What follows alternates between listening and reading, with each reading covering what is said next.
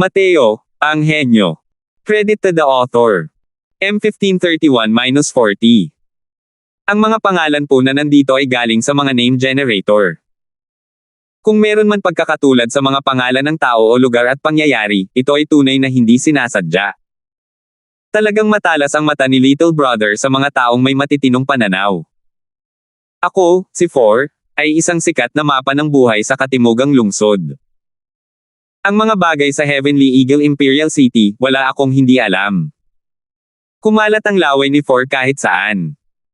Sumulyap si Mateo sa kanya at malamig na sinabi, kung gayon, sabihin mo sa akin ang tungkol sa sitwasyon ng Heavenly Eagle Imperial City na ito.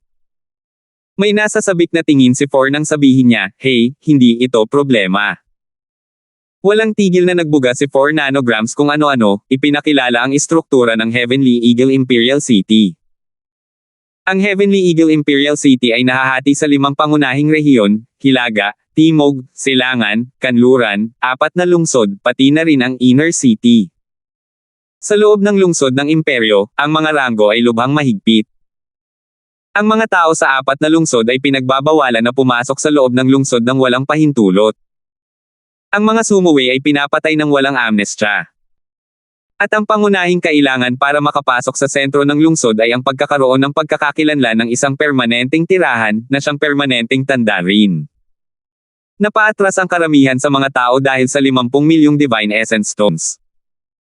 Hilaga, Timog, Silangan, Kanluran, 4 na lungsod, masasabing mga karaniwang lugar, nagsasama-sama ang mga dragon at karpa. Ang rehiyon kung nasaan si Mateo ngayon ay ang lungsod sa Timog. Ang lungsod sa Timog ay pinamumunuan ng 6 na pangunahing paksayon, ang pamilyang Dorin, pamilyang Hale, pamilyang Sun, 3 dakilang pamilya, pati na rin ang Dragon Slaying Gang, Silver Feather Gang, at ang Sun Moon Gang, 3 dakilang gang. Monopolyo ng 3 malalaking pamilya ang nangunguna sa ekonomiya ng lungsod sa Timog, habang ang 3 malalaking grupo naman ang nangibabaw sa pamilihan. Nagkukwentuhan ang 3 tao habang naglalakad at nadaanan na nila ang ilang kalye. Ang mga kalye ay puno ng matinding trapiko. Napakamasagana. Swoosh! Kasalukuyang naglalakad ang 3 tao nang biglang sumugod ang isang malaking grupo ng mga tao, pinalibutan sila. Nang makita ng mga kapitbahay ang eksenang ito, maraming tao ang nagtipon, tila sanay na rito. Binubuli na naman ng Dragon Slaying Gang ang mga bagong dating. Malas din ng batang ito, bakit niya natagpuan si Four? Ang batang ito ay may pinong mga tampok at matingkad na mga mata, parang isang batang Panginoon. Isang tingin lang at malinaw na wala pa siyang gaanong nakikitang buhay. Hindi nakakapagtaka na mabibighani siya rito. Sana mas maging matino ang batang ito, para hindi siya mabugbog. May peklat sa mukha ang taong nasa harap, mukhang napakabangis. Sinuri niya si Mateo mula ulo hanggang paa, parang isang sakam na mabangis na lobo. Aapat, mukhang maganda itong matabang tupang dala mo ngayon. Nakangiting sabi ng lalaking may peklat sa mukha. Magalang na lumapit si Four para bumati at nakangiting sinabi ng nakakurba ang baywang, Hallmaster Luno, ang ganda naman. Gumastos ang batang ito ng 1 milyong Divine Essence Stones nang hindi man lang kumukunot ang noo. Tumaas ang kilay ng lalaking may peklat at tuwang-tuwa niyang sinabi, Yehey, ang laki talaga ng isda. 4. Ang galing ng ginawa mo ngayon. Mamaya, makakakuha ka ng 5,000. Nang marinig iyon ni Four, labis siyang natuwa at dali-daling nagsabi, maraming salamat, Hallmaster Luno. Maraming salamat, Hallmaster Luno. Tiningnan ni Mateo ang eksena ng may interes at malamig na sinabi, kaya. Wala ka palang planong dalhin ako sa Myriad Treasure Tower, di ba? Nang marinig ito ng lalaking may peklat sa mukha, tumawa siya ng malakas at sinabing, Myriad Treasure Tower. Hahaha. Kami nga. Iwanan mo na ang lahat ng Divine Essence Stone sa katawan mo, wala nang pakialam si Lolo Luno kung saan ka pumunta. Malamig na sabi ni Mateo, kung tatanggi ako. Nang marinig ito ng lalaking may peklat na mukha, sinabi niya ng may ngiti na hindi naman talaga isang ngiti, lahat ng bagong dating ay matigas ang ulo kapag pumapasok sila sa lungsod. Pero kalaunan, nagiging mas masunurin pa sila tulad ng aso sa bahay ko. Hindi ba sinabi sa iyo ni Four kung gaano kalakas ang Dragon Slaying Gang ng South City na ito? At ako ang Hallmaster ng Azuriwood Hall ng Dragon Slaying Gang, si Luno, Azuriwood. Bahagyang nanliit ang mga mata ni Mateo at sinabing, Dragon Slaying Gang. Tunay na magandang pangalan. Si Mateo ay ipinanganak bilang kalahati ng lahi ng dragon.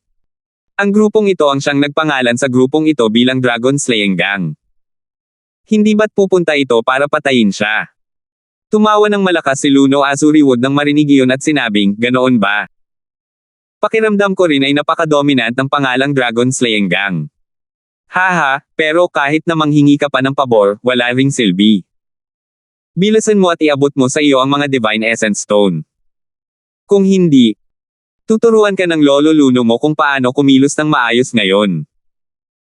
Isang malamig na liwanag ang lumitaw sa mga mata ni Mateo, at biglang naglaho ang kanyang anyo. Swoosh! Swoosh! Swoosh! Hindi pa nakapag-react si Luno Azuriwood sa nangyari at muling tumayo sa harap niya si Mateo. Nagdilim ang ekspresyon niya at itinuro si Mateo at sinabing, Brat, anong nilalaro mo? Hindi siya naabala ni Mateo at sinabi kay Zoron, Tara na. Isama mo na siya.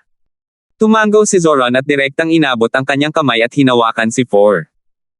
Ang Four ay isa lamang cultivation sa Heaven Glimpse Realm. Paano siya naging katapat ni Zoron? Pinabagsak siya ni Zoron sa isang sampal, pagkatapos ay kinaladkad siya palayo na parang pagkaladkad ng isang patay na aso. Gusto mo bang sumama? Natanong mo na ba ang lolo Luno mo?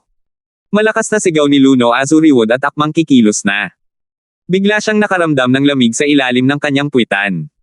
Ha. Nagsimulang maghiyawan sa tawa ang mga nakapalibot na kapitbahay. Lumalabas na nang gumalaw ang mahigit 12-dosenang taong ito, nahulog lahat ang kanilang mga pantalon. Ngayon, tanging lamig lang sa kanilang mga titi ang kanilang naramdaman. Tinatawanan mo yan. Tumawa ka ulit at wawasakin namin ang mga tindahan mo. Si Luno Azuriwood, isang malaking lalaki, ay namumula ng mapula-pula sa oras na ito. Ngunit may epekto pa rin ang kanyang prestihiyo. Wala nang nangahas pang tumawa ang lahat. Lahat sila ay napigilan ang sarili hanggang sa mamula ang kanilang mga mukha. Napaka hindi komportable. Dali-dali niyang dinampot ang kanyang pantalon at sinabing may mapanglo na tingin, hindi mataas ang kaharian ng batang ito, pero napakalakas talaga ng kanyang lakas. Kung gusto niya tayong patayin ngayon lang, para na tayong mga patay na tao ngayon. Si Luno Azuriwood ay isang eksperto sa middle stage origin deity. Ang mga nasasakupan na dinala niya ay mayroon pang 5 o 6 na initial stage origin deity. Hindi na maaaring baliwalain ang ganitong antas ng lakas sa lungsod sa Timog.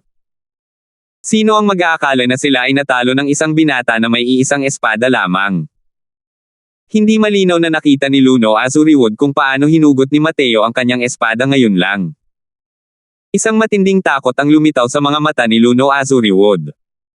Siya, isang middle stage origin deity, ay hindi man lang makita kung paano hinugot ng isang initial stage origin deity ang kanyang espada. Nakakatakot ito. Ang tanawin ng isang dosenang lalaking mahigit pa sa kayang laki na pinupulot ang kanilang mga pantalon at tumatakbo sa mga lansangan ay talagang kahanga-hanga. Dahan-daang nagising si Four.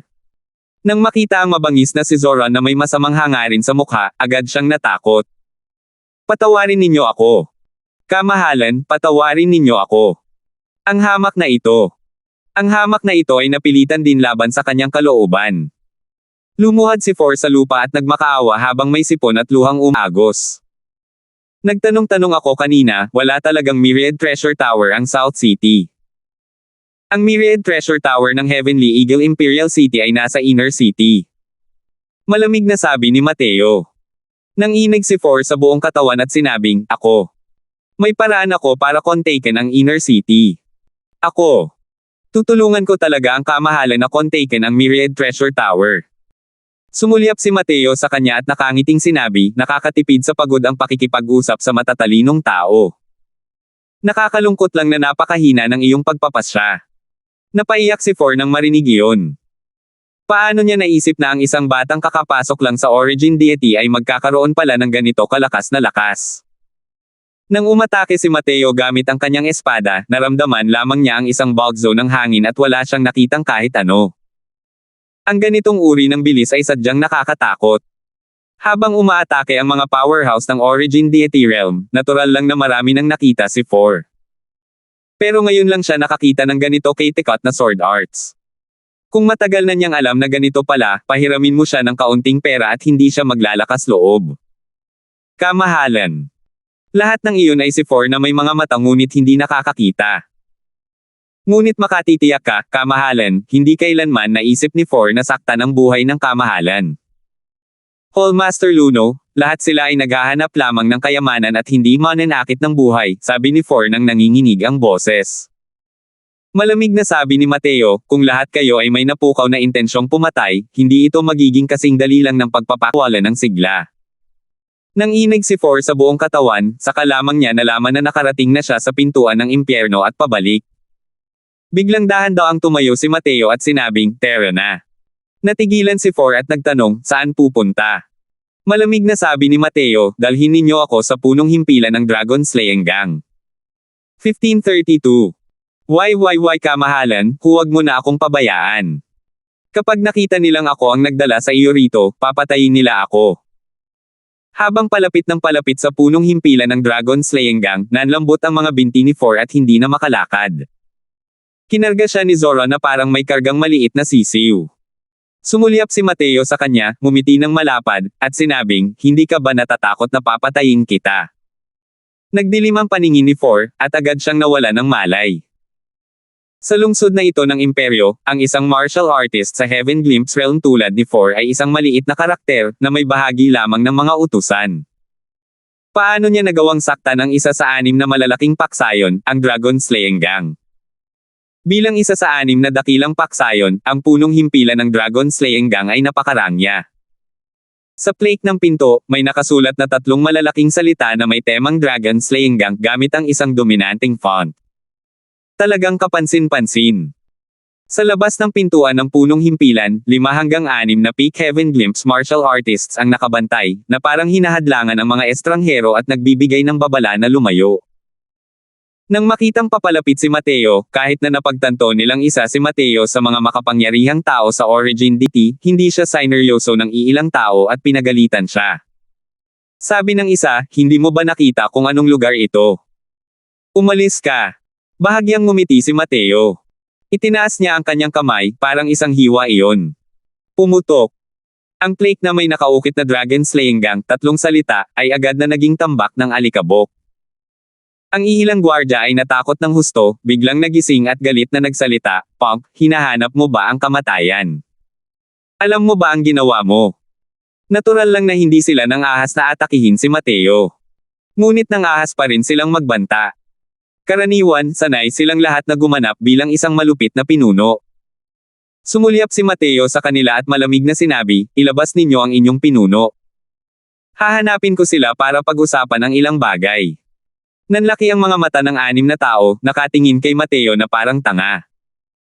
Sinira ng lalaking ito ang pinto ng Dragon Slaying Gang at hindi na inisip ang pagtakas, pero gusto pa rin niyang makita ang pinuno.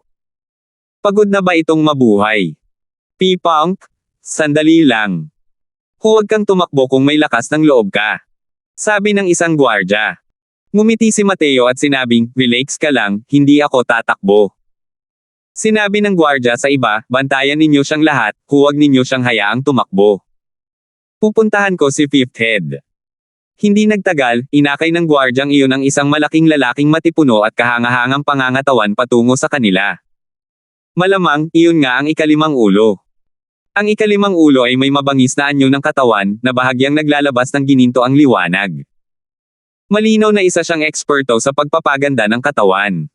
Fifth Head? Ang batang yan. Binasag niya ang karatula natin nang hindi nagsasalita pagdating niya. Sabi ng gwardya at itinuro si Mateo. Nang makita niya si Mateo, agad siyang sumigaw ng malakas, "Hoy! Saan nanggaling ang batang to, para maglakas loob na basagin ang karatula ng aking Dragon Slaying Gang? Maghanda ng mamatay. Chasing Thunder Heaven Splitting Feast." Ang ika-5 ulo ay malinaw na isang barbarong lalaki. Hindi nagbigay ng pagkakataong magpaliwanag, diretso niyang sinuntok si Mateo. Dahil dito, ang ika-5 ulo ay nagliwanag ng may kahangahangang gininto ang liwanag. Ang kanyang malalaman na katawan ay umabot na sa huling yugto ng ika-3 pagbabago. Ang ganitong antas ng lakas ng pagpapaganda ng katawan ay halos kumalat sa lahat ng nasa parehong ranggo. Boom! Ang lugar kung saan nakatayo si Mateo kanina ay agad na nagkaroon ng malaking hukay na nabasag ng ikalimang ulo. Humph! Bulag at pabaya na batang to, naging meat pancake na lang ngayon, di ba? Tara, mga pare. Linisin nyo yan. Tinapik ng ikalimang ulo ang kanyang mga kamay at mahinang sinabi. Fifth head, and nasa likod. Nanginginig na sabi ng gwardya na parang nakakita ng multo. Biglang nanginig ang ikalimang ulo, lumingon upang tumingin. Natuklasan niya na isang matalas at mahabang espada ang kasalukuyang nakatutok sa pagitan ng kanyang mga kilay. Ang kapangyarihan ng mga batas na tumutulo mula sa dulo ng espada ay nagpabilis ng tibok ng puso ng ikalimang ulo. Ang bilis. Siya, isang gininto ang katawan na nasa huling yugto ng ikatlong transformasyon, ay hindi talaga kayang sabayan ang bilis ng isang heaven glimpse sa unang yugto. Ito ay masyadong nakakatakot. Ang isang makapangyarihang pisikal na katawan ay hindi nangahulugang hindi tinatabla ng mga espada at sibat. Ang ulo ay malinaw na isa pa ring mahinang bahagi ng isang powerhouse ng pagpapaganda ng katawan. Hanggat pinipilit ng banal na diwa ni Mateo, lilipad siya patungo sa lupain ng mga immortal. Pinagpawisan ng malamig ang ikalimang ulo at nauutal na sinabi, kapatid, kung mayroon man, maaayos natin ito. Malamig na sabi ni Mateo, gusto ko sanang makipag-usap ng maayos, ikaw ang hindi nagbigay sa akin ng pagkakataon. Pagkatapos magsalita, itinabi ni Mateo ang espada at tumayo roon. Ang puso ng ikalimang ulo ay naging nakakatakot. Ang isang origin deity na nasa unang yugto ay mayroon talagang kakilakilabot na lakas. Maaari kayang galing sa inner city ang lalaking ito. Sa pananaw ng ikalimang ulo, tanging ang mga pinakamatataas na henyo sa loob ng lungsod ang may ganitong kakilakilabot na lakas. Sandaling nag-isip ang maraming bagay sa puso ng ikalimang ulo. Nanginig ng ilang beses ang mga kalamnan sa mukha ng ikalimang ulo at sinabi niya ng may nakakailang na ngiti, ito. Kuya, sinira mo ang karatula natin pagkarating mo pa lang, napakahirap para kay Heath. Tumango si Mateo at sinabing, naiintindihan ko naman, kaya hindi ka papatay. Nahihiyang tumingin ang ikalimang ulo at sinabing, kapatid, ano kaya ang unang winasak mo sa karatula natin? Hindi kaya. Nasaktan ng dragon slaying gang natin ang kapatid natin. Sinong kupol yan? Basta't sasabihin yan ng kapatid ko, siguradong bubugbugin ko ang kupol na yan hanggang mamatay. Ngumiti si Mateo at sinabing, mayroon ngang hamarang sa kalsada para mang-hold up, sinasabing para raw turuan ang mga baguhan. Nanigas ang ekspresyon ni Heath at sinabing, baguhan. Hindi ka ba galing sa inner city?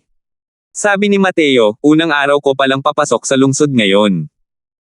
Hindi ko inaasahan na may espesyal na pagtrato sa akin ang mga kagalang-galang ninyong barkada. Nawalan ng malay si Heath. Ito ang ginagawa ng lahat ng mga gang. Hindi niya inaasahan na sinipa pala nila ang isang metal na plato sa pagkakataong ito. Ang lakas ng batang ito sa harap niya, kahit hindi siya kinatatakutan ng dragon slaying gang, naisip niya na kahit papaano ay kailangan din nito ang ikatlong ulo para alagaan siya.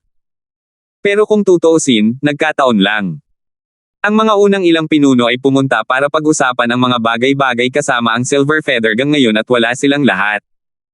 Pero hindi ako pumunta rito ngayon para sa bagay na ito, patuloy ni Mateo sa pagsasalita. Natigilan si Heath, hindi ba't ganito ang nangyari? Kuya, huwag kang mag-atubiling sabihin ang mayroon ka. Ang ating dragon slaying gang ay mayroon pa ring kapangyarihan sa lungsod sa timog. Hanggat kaya natin, tiyak na hindi tayo tatanggi, tinapik ni Heath ang kanyang dibdib at sinabi. Kahit padalos-dalos si Heath, hindi naman siya tanga. Si Mateo ay mayroong nakakatakot na lakas sa murang edad. Kahit papaano sa lungsod na ito sa timog, kakaunti ang mga taong makakagawa ng kahit ano sa kanya. Hanggat handa siyang sumali sa kahit anong paksayon, isa na iyon sa mga hegemon ng isang rehiyon. Ang mga ganitong klaseng tao ay hindi magandang saktan ang damdamin. Kahit papaano bago bumalik ang amo, hindi sila maaaring makasakit ng damdamin. Hindi niya kayang pigilan ang batang ito. Tumango si Mateo at nakangiting sinabi, mabuti naman kung ganoon. Gusto ko na sana'y magpalit ng pangalan ang inyong iginagalang na grupo. Natigilan si Heath. Biglang dumilim ang kanyang ekspresyon at sinabi, Punk, ang pangalang Dragon Slaying Gang ay ginagamit na sa loob ng ilang libong taon. Sinasadya mo bang maghanap ng mali? Umiling si Mateo at sinabing, hindi, sadyang. Nilabag lang ng pangalan mo ang bawal ko. Nandilim ang mukha ni Hit at sinabing, nakakainis yang biro mo. Sino ka ba? Nilabag mo ba ang bawal mo at kailangan nating magpalit ng pangalan? Kung hindi ako sasang-ayon. Si Hit ay isang lalaking may mainit na dugo. Imposibleng magpalit ng pangalan dahil lang sa isang salita mula kay Mateo. Bukod dito, hindi rin ito isang bagay na maaari niyang pagtalunan. Pero ang pagpapalit ng pangalan, ang ganitong uri ng bagay, ay may malaking epekto sa grupo. Hindi talaga basta-basta babaguhin ng iilang pinuno ang pangalan. Bukod dito, kahit pa talaga palitan nila ang pangalan, hindi rin ito maaaring palitan dahil sa isang batang walang hiya. Kung sakaling kumalat ito, paano pa rin mapapanatili ng kanilang Dragon Slaying Gang ang kanilang kapangyarihan sa lungsod sa Timog? Walang pakialam na sinabi ni Mateo, bigyan ninyo kayo ng 3 araw para mag-isip. Pagkatapos ng 3 araw, babalik ako. Kung ayaw pa rin ninyong palitan ang pangalang iyan pagdating ng panahon, kung gayon. Lahat ng inyong sangay ay aalisin. Kung hindi kayo naniniwala sa akin, maaari nyo nang subukan. 1533. Man. Magpalit ng pangalan. Isang origin deity lang ba sa inisyal na yugto? Oh, 5th. Tinutokso mo ba ako? Ang pinuno ng Dragon Slaying Gang na si Yu Qingfeng ay tumingin kay Hit ng may kahinahinalang tingin, at baka sa kanyang mukha ang hindi makapaniwala. Isang origin deity na nasa unang yugto na nagpapalit ng pangalan ng Dragon Slaying Gang. Hindi naman talaga siya sinampal ni Oh, 5th hanggang sa mamatay.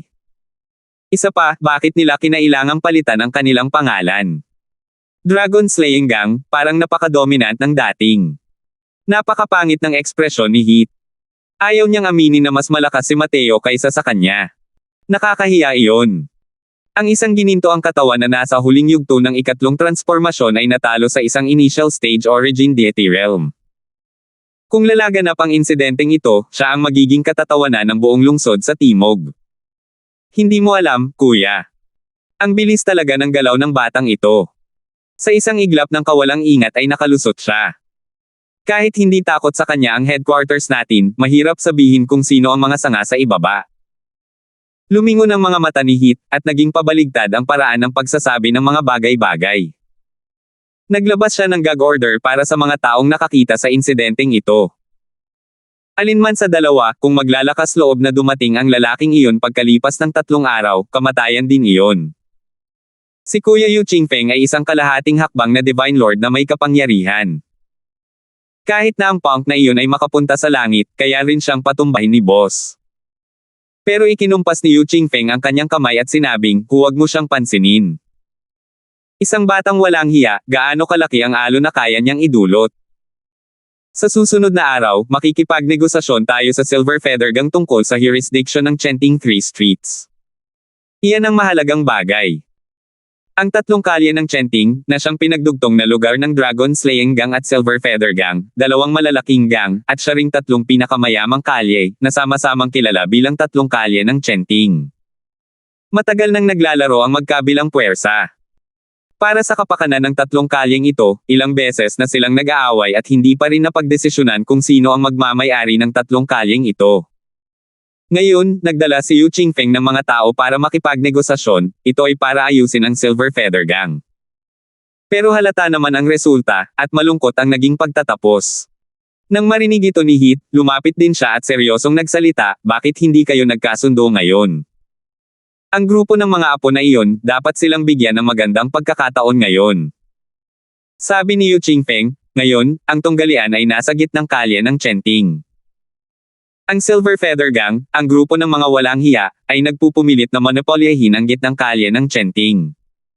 Hey! Gitnang kalye ng Chenting, 2 ang kanilang sinasakop ng sabay-sabay. Talagang naglakas loob silang magbuka ng kanilang mga bibig.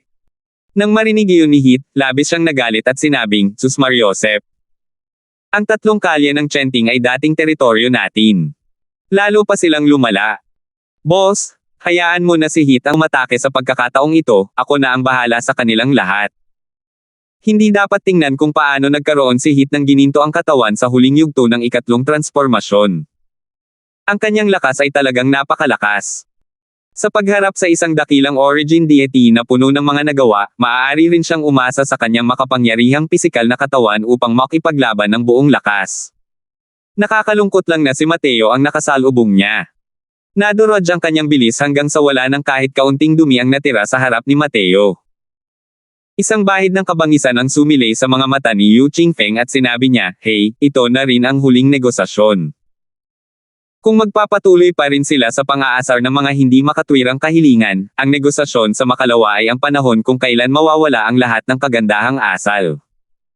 Pumasok si Mateo sa isang bahay tuluyan at humingi ng 2 silid. Isa para sa kanyang sarili, isinama ni Zoran si For upang tumuloy sa isa pa.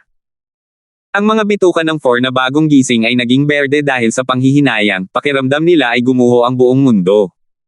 Bakit siya bulag? Para pukawin ang isang napakasamang Diyos. Kahit na makatakas siya sa kalamidad sa pagkakataong ito, hindi rin siya pababayaan ng Dragon Slaying Gang, ang grupo ng mga taong iyon.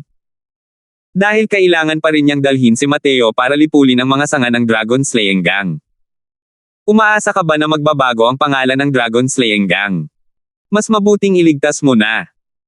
Kung tungkol naman kay Mateo, hinayaan niya si For na isama siya para bumili ng mga gamot na nasa 3 ranggo sa lungsod sa Timog, at sinimulan ang malaking gawain ng pagsasaliksik ng 3-star Divine Pills.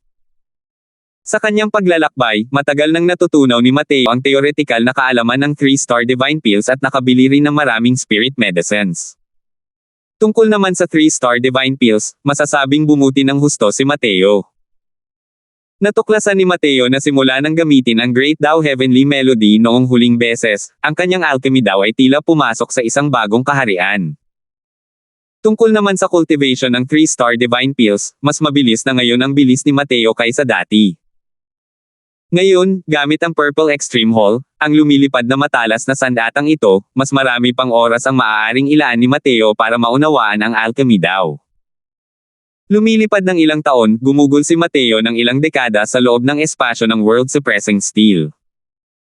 Ang kasalukuyan niyang lakas sa alchemy ay sapat na upang agad na patayin ang isang grupo ng mga 3-star alchemy gods. Pero tungkol sa pananaliksik sa alchemy daw, hindi kailanman nakaranas si Mateo ng pagkahapo. Sa 3 araw na ito, hindi rin niya ito pinlanong sayangin.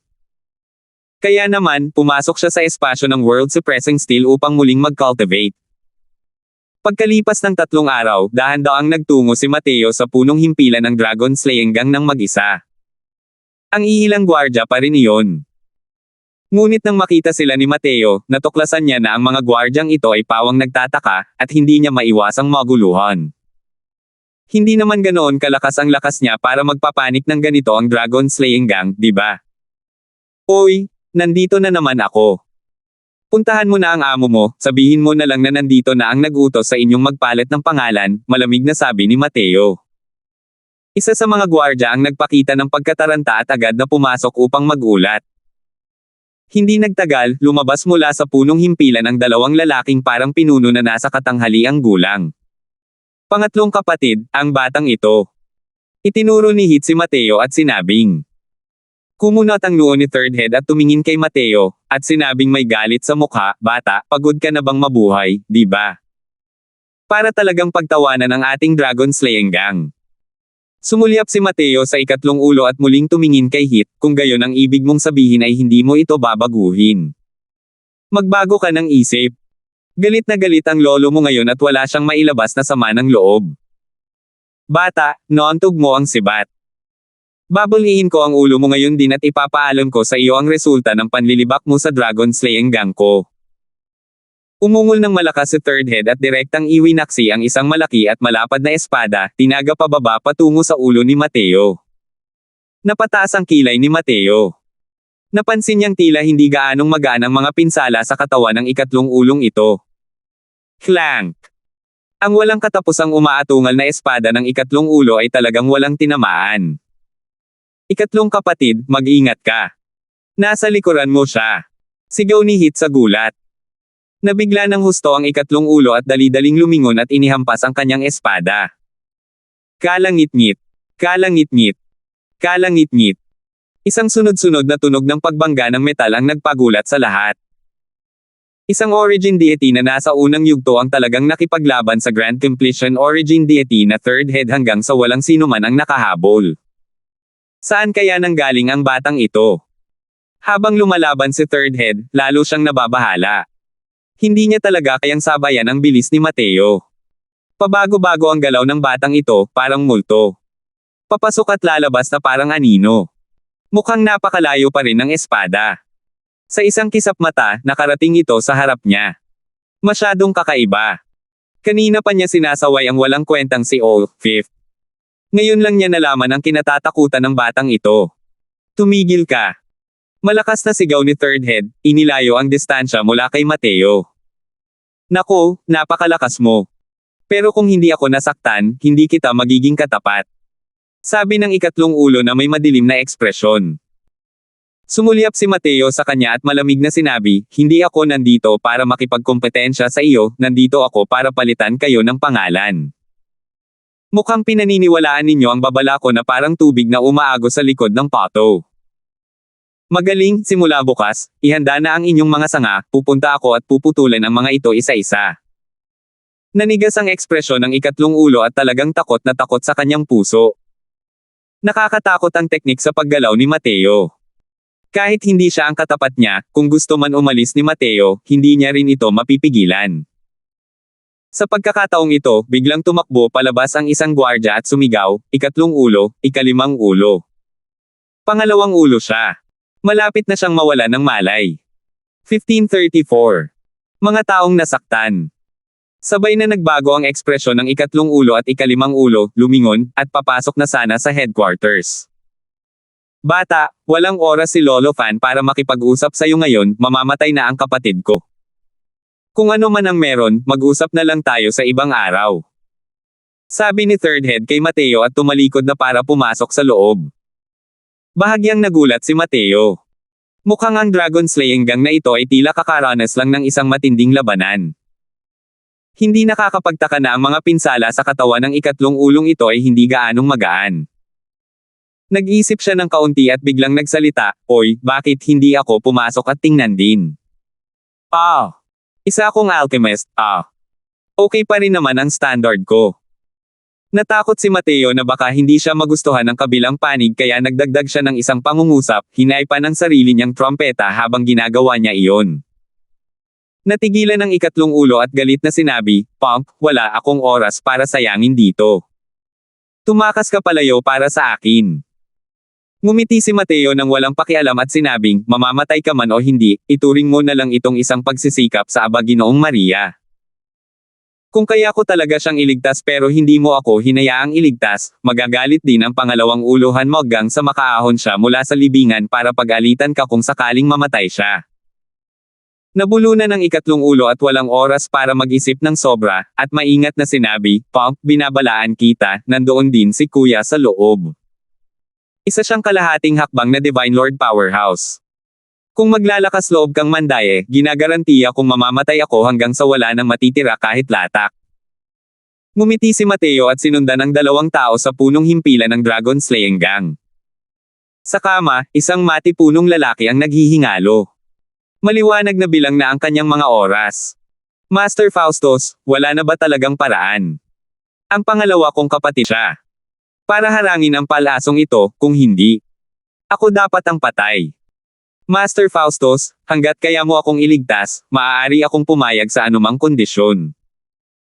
Isang lalaking nasa katanghaliang gulang ang may pulang-pulang mga mata at kasalukuyang nagmamakaawa sa isang matandang lalaki para humingi ng tulong.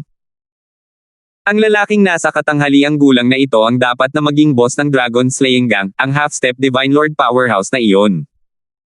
Umiling si Master Faustus at sinabing, dapat malaman ng lahat ang husay ng Thunder Chasing Arrow. Naputol na ang mga meridian ng puso ng pangalawang ulo. Bukod pa rito, nariyan ang Crimson Firebone Corroding Poison sa dulo ng palaso. Sinubukan na ng matandang ito ang kanyang makakaya, Chief Head, sana'y pigilan mo ang iyong kalungkutan at sumang-ayon sa mga hindi maiiwasang pagbabago. Pagkasabi niya ng mga salitang ito, ang mga mata ng punong hepe ay nagpakita ng isang ekspresyon ng kawalan ng pag-asa. Sa katunayan, namuo na ang mga luha sa kanyang mga mata. Nang makita ni Mateo ang eksenang ito, hindi niya maiwasang magulat ng bahagya. Tila hindi peke ang eksenang ito, kundi totoong damdamin ang dumadaloy. Nagdulot ito ng positibong impresyon kay Mateo para sa dragon slaying gang na ito. Bakit hindi? Susubukan ko. Sumulyap si Mateo sa pangalawang ulo na nakahiga sa kama at biglang nagsalita. Nang sandaling magsalita siya, napatingin ang lahat sa kanya. Sino siya? Naging seryoso ang tingin ng punong hepe at naghihinalang sinabi. Medyo pangit ang ekspresyon ng ikatlong ulo habang sinasabi niya, Kuya, siya yung punk na gustong magpalit tayo ng pangalan.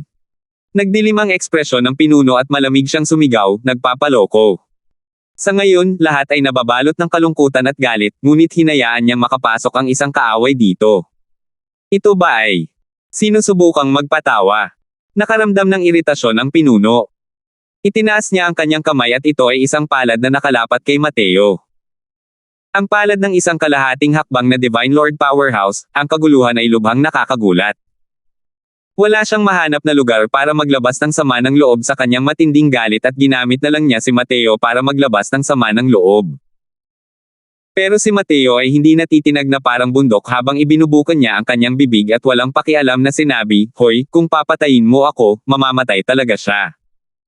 Biglang tumigil ang pag-ihip ng palad ng pinuno at sinabi niya sa seryosong boses, May iligtas mo ba talaga ako? Ngumiti si Mateo at sinabing, Siyempre, kaya ko siyang iligtas. Pero may kondisyon ako, alam mo yan. Nanigas ang ekspresyon ng mukha ni Chief Head, at hindi sinasadyang lumitaw ang kakaibang ekspresyon sa kanyang mukha. Kailangan ba talagang palitan ang pangalang ginamit sa loob ng ilang libong taon? Nagdilim ang ekspresyon ng pinuno nang sabihin niya, kung talagang may iligtas mo ang kapatid ko, ano pa ang masama sa pagpapalit ng pangalan? Sa pagkakataong ito, biglang nagsalita si Faustus, napakadali talagang pagtawanan ni Chief Head. Ang batang ito ay isa lamang initial stage origin deity. Maaari pa rin ba siyang maihambing sa matandang lalaking ito sa alchemy? Kahit ang matandang ito ay wala na sa sarili, anong paraan ang magagawa niya? Nagbago ang ekspresyon ng pinuno at naisip niya, oo nga. Hindi naman siguro sinasadyang gawing tanga ng lalaking ito, di ba? Si Master Faustus ay isang mataas na rangong 3-star alchemist. Sa lupain ng lungsod sa Timog, walang sino man ang mas makapangyarihan kaysa sa kanya. Kahit siya ay walang magawa. Makakaakyat pa rin kaya ang batang ito sa langit? Brat, ang lakas ng loob mo na guluhin ako. Naging matamlay ang ekspresyon ng punong pinuno, ang kanyang mga mata ay seryosong nakatitig kay Mateo habang sinasabi ang mga salitang iyon. Sumanghal ng malamig ang pinuno at muntik nang matanggal sa pwesto, pero narinig niya ang ikatlong pinuno na nagsabi, Boss, bakit hindi? Hayaan mo siyang subukan. Kakaiba ang batang ito. Natigilan ang pinuno, nagpapakita ng gulat na ekspresyon. Alam niyang maingat si All, third at hindi niya babarilan ang bibig nito. Maaari kayang may kakayahan talaga ang batang ito. Malamig na sumangot si Faustus at sinabing, Third Head, iniinsulto mo ang matandang ito. Kalimutan mo na yan, dahil wala kayong tiwala sa matandang ito, ginagawa rin akong kalokohan ng matandang ito dahil nandito ako. Palam. At saka, dahil naniniwala kayo sa isang batang basa pa ang tenga kaya handa kayong maniwala sa matandang ito, kung gayon sa hinaharap. Huwag na kayong pumunta at hanapin ang matandang ito. Pagkatapos magsalita, ipinitik ni Faustus ang kanyang manggas at umalis. Nang marinig iyon ni Chief Head, hindi napigilan ang ekspresyon ng mukha niya na magbago ng husto. Walang kapantay ang katayuan ni Faustus sa lungsod sa Timog. Hindi rin naman kalabisan ang pagsasabi na siya ang numero 1 alchemist ng lungsod sa Timog. Napakalakas ng kanyang kapangyarihan sa pagtawag. Para magkaroon ng magandang relasyon kay Faustus, kinailangang gumastos ng malaking halaga ng Divine Essence Stones ang Dragon Slaying Gang bawat taon para maimbitahan siya. Kung hindi, paano magiging si Faustus ang kayang imbitahan ng isang karaniwang tao? Kung masasaktan ng dakilang Diyos na ito, magiging mahirap ang mga araw ng Dragon Slaying Gang sa hinaharap. Dali-daling hinabol ng punong pinuno at sinabing, Master Faustus, ito. Nag-aalala rin kami sa buhay ng pangalawang kapatid, kaya kami nagkakaganito. Wala naman talaga kaming intensyon na siraan ang Master. Master, huwag po sana kayong magalit. Tumawa ng malamig si Faustus at sinabing, bahala ka dyan, ano ang kinalaman ko? Sa tingin mo ba matututunan ang mga kasanayan sa alchemy sa loob lang ng 1 o 2 araw? Hindi naman masama para sa isang batang basa pa ang tenga na makapagpino ng mga gamot, gusto pa ring magligtas ng mga tao. Huho! Iiwan ko na ang matandang ito sa mga salita ko, kung may iligtas niya ang pangalawang kapatid mo, puputulin ng matandang ito ang ulo niya para sipain siya na parang bola. Humph! Pagkatapos magsalita, hindi na niya pinansin ang pinuno, diretsyong iwinaksi ang kanyang manggas at umalis. Sino siya, Faustus? Iyan ay isang gintong karatula ng lungsod sa Timog. Ang desisyon ng Dragon Slaying Gang ay ang pagsampal lamang sa kanya. Katatapos lang niyang sentensyahan ng kamatayan ang pangalawang ulo. Sa huli, nakahanap ang grupong ito ng magliligtas sa akin. Isa pa itong maliit na bata. Ito ay sadyang katawa-tawa. Ang ekspresyon ng pinuno ay sukdulan na pangit. Lumingon siya at tinitigan ng galit si Mateo at sinabing, bata, salamat sa iyo. Kapag nalaman kong ginugulo mo ang aking Dragon Slaying Gang, puputulan ko ang ulo mo at hihingi ng tawad kay Master Faustus at hihingi ng parusa. Sumulyap si Mateo sa pinuno at nakangiting sinabi, kapag ganito ang sinabi sa akin ng karamihan, ilalagay ko sila sa blacklist. Kahit lumuhad ka pa at magmakaawa sa akin, hindi rin ako papayag na iligtas siya. Pero kung titingnan ang inyong kapatiran, hindi ako mag-aalala tungkol dito dahil sa batang Panginoon na ito. Sukdulan ang kalungkutan. Masyadong mapagpanggap ang batang ito. Muntik na siyang maniwala. Bakit naman maniniwala si All Third sa batang ito? Kailangan niya itong tanungin ng maayos maya-maya. Humayo ka, maghanda ka ng malinis na palanggana para sa akin. Mabuti na lang at may dala-dalang mga gamot na espirito ang batang Panginoon na ito. Pero ang halaga ng mga gamot na espirito, kayo ang magbabayad. Sabi ni Mateo sa punong pinuno. Namula ang mukha ng lahat. Maaasahan ba ang batang ito? 1535. Nagpalitan ng tingin ang punong pinuno at ang kanyang mga kapatid, hindi sigurado kung ano ang ibig sabihin nito. Bakit kinailangan ng isang palanggana ang tagapagligtas ng mga tao? All Third, anong ginagawa ng batang ito? Malumanay na tanong ng hepe. Sa oras na ito, sinusuri na ni Mateo ang palso ng pangalawang ulo. Naguguluhan ang tingin ng ikatlong ulo at sinabing, paano ko malalaman? Kung alam ko lang, kaya ko nang iligtas ang pangalawang kapatid. P***********, napaka-irresponsible mo rin dito. Nahanap mo na siya. Nanlaki ang mga mata ng pinuno at sinabi, parang napaka hindi maaasahan ng batang ito. Ano ba ang problema mo, at hinahayaan mo pa siyang subukan? Sabi ng ikatlong ulo, nakipagpalitan kami ng suntok sa kanya sa labas kanina lang. Laban kami sa kanya hanggang sa tabla. Tumalim ang tingin ng punong hepe, na nagpapakita ng gulat na ekspresyon. Isang origin deity na nasa unang yugto ang nakipaglaban at tabla kay All Third. Hindi nakakapagtaka na sinabi ni All Third na kakaiba ang batang ito. Nagpatuloy sa pagsasalita si Third Head. Sabi niya, para magkaroon ng ganitong kakilakilabot na lakas sa murang edad, sa palagay ko ay talagang makapangyarihan ang pinagmula ng batang ito. Kaya, marahil ay mayroon talaga siyang paraan para gawin ito. Tumingin ang pinuno kay Mateo ng may kislap at tumigil sa pagsasalita. Di nagtagal, isang malinis na palanggana ang dinala. Dahan daw ang tumayo si Mateo at lumapit sa palanggana. Para lamang makita siyang nagmamasa ng isang selyo gamit ang kanyang kamay. Isang tambak ng mga gamot na may espiritu ang lumitaw sa palanggana. Nang inig ang palad ni Mateo, ang mga spirit medicine na iyon ay direktang nabasag at naging alikabok.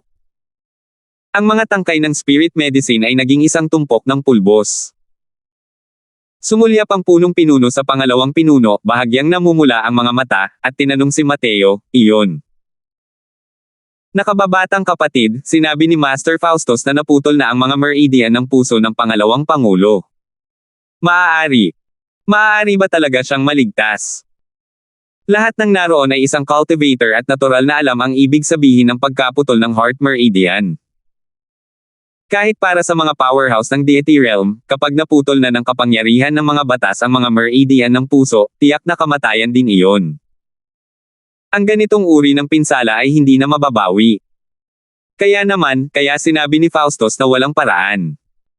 Sumulyap si Mateo sa kanya at malamig na sinabi, kung naputol na, ibalik mo na lang. Bibinalik ba natin yan? Kung maputol man ang meridian ng puso, pwede pa rin ba itong pagdugtungin pabalik? Hindi pa naririnig ng punong pinuno noon na mayroon pa ring ganitong mahimalang paraan. Habang nagsasalita, inilagay ni Mateo ang dalawang kamay sa palanggana. Kumapit ang pulbos na iyon sa kanyang mga kamay. Lumapit si Mateo sa kama at idiniin ang dalawang kamay sa dibdib ng pangalawang ulo. Isang pag-alo ng banal na asensya ang sumilay sa katawan ni Mateo. Unti-unting lumitaw ang mga ulap ng hamog sa palad ni Mateo. Di nagtagal, tumayo muli si Mateo, sumipsip ng kaunting pulbos, at nagmumag at inulit. Ito. Anong ginagawa dito? Wala akong ideya. Ngayon lang ako nakakita ng ganitong uri ng paraan ng pagpapagaling. Hindi ba dapat pagpapakain ito ng mga gamot sa ikalawang kapatid? Hindi naman talaga tayo guguluhin ng batang ito, di ba? Gamit lang ang banal na asensya para magpasingaw ng kaunti ng ganito ay makakapagpabalik na sa second brother. Sumabay ang ilang magkakapatid, pesimistiko sa pamamaraan ni Mateo. Natural lang na hindi nila masabi kung gaano kasempleyo ang gawa ng mga kamay ni Mateo. Organikong pinaghalo ni Mateo ang mga gamot na nasa kanyang mga kamay at ang banal na asensya, pagkatapos ay ipinadala ang lakas ng gamot sa mga meridian ng puso ng pangalawang ulo sa pamamagitan ng mga pores. Naputol na ang mga meridian ng puso ng pangalawang ulo. Kahit na uminom siya ng mga gamot, hindi pa rin posible na makagawa ng isang buong siklo ng sirkulasyon. Pero matutulungan ni Mateo ang pangalawang ulo na masipsip ang lakas ng gamot gamit ang ganitong uri ng pamamaraan. At aayusin nito ang mga naputol ng meridian ng puso ng walang humpay sa ilalim ng catalyzing ni Mateo. Dahan daw ang pinaalis ni Mateo ang kapangyarihan ng mga batas na nanggugulo sa mga meridian ng puso gamit ang mga gamot na ito, at saka nagsagawa ng mga pagkukumpuni. Ang kahingian para sa manipulasyon ng banal na asensya ay napakaganda hanggang sa puntong nakakapanindig balahibo ng isang tao. Ang mga ordinaryong alchemist, kahit ang mga 4-star alchemy gods, ay hindi kayang gawin ito sa abot ng kakayahan ni Mateo. Ang paraan ni Mateo ng pagmamanipula sa banal na asensya ay nagmula sa walang katapusang pagpapatigas. Sa pananaw ni Mateo, ang landas ng mga medicinal pills ay hindi lamang tungkol sa pagpino ng mga table tasks. Dahan daw ang lumipas ang oras. Mabilis na nakita ang ilalim ng palangganang iyon ng pulbos ng gamot na may espiritu. Ubo. Ubo, ubo. Biglang lumabas ang isang matinding ubo mula sa bibig ng pangalawang ulo. Nang makita ng iilang magkakapatid ang eksenang ito, bawat isa sa kanila ay nagising. Talagang nabuhay muli. Diyos ko, mas malakas pa pala ang level ng batang ito kaysa kay Faustus. Napabuka ng husto ang bibig ng ikatlong ulo at hindi niya maisara ng matagal. Nako! Hindi man lang kasya ang pamantayan ni Faustus para magdala ng sapatos para sa batang ito. Sinabi iyon ni Faustus na parang napaka-importante niya, at sinabi pa niya, binubunot niya ang ulo niya para sumipa na parang bola. Gusto kong makita kung mabubunot niya talaga ang ulo niya o hindi. Sabi ni Ol, fifth, si Heath. Napaka-mahiwaga. Ito pa rin ang unang beses na nakakita ako na may maliligtas pa rin kahit naputol na ang mga meridian ng kanilang puso. Ang batang ito. Ang Panginoong ito ay talagang kahanga-hanga. Bulalas din ng punong pinuno sa pagkamangha. Nang makitang nagising ang pangalawang ulo, ang pagsisisi sa puso ni Chief Head ay lubos ding nabawasan. Masyadong palihim ang palasong ito. Kung hindi lang dahil hinaranggan ito ni Second Head, siya siguro ang nakahiga rito ngayon. Sa oras na ito, dahan-dahang bumangon si Mateo. Agad na nagtipon ang ilang magkakapatid. Guro, kumusta ang pangalawa kong kapatid? Nag-aalalang tanong ni punong hepe. Malamig na sabi ni Mateo, maayos na ang tama ng palaso, nagdugtong na ang meridian ng puso. Pero medyo malakas ang lason na ito. Maghanda kayo ng kwarto para sa akin, gusto kong magpino ng mga table tasks. Huwag kayong magpaapekto kahit kanino. Isa pa, napakamahal ng mga gamot ko sa espiritu at mga medicinal pills.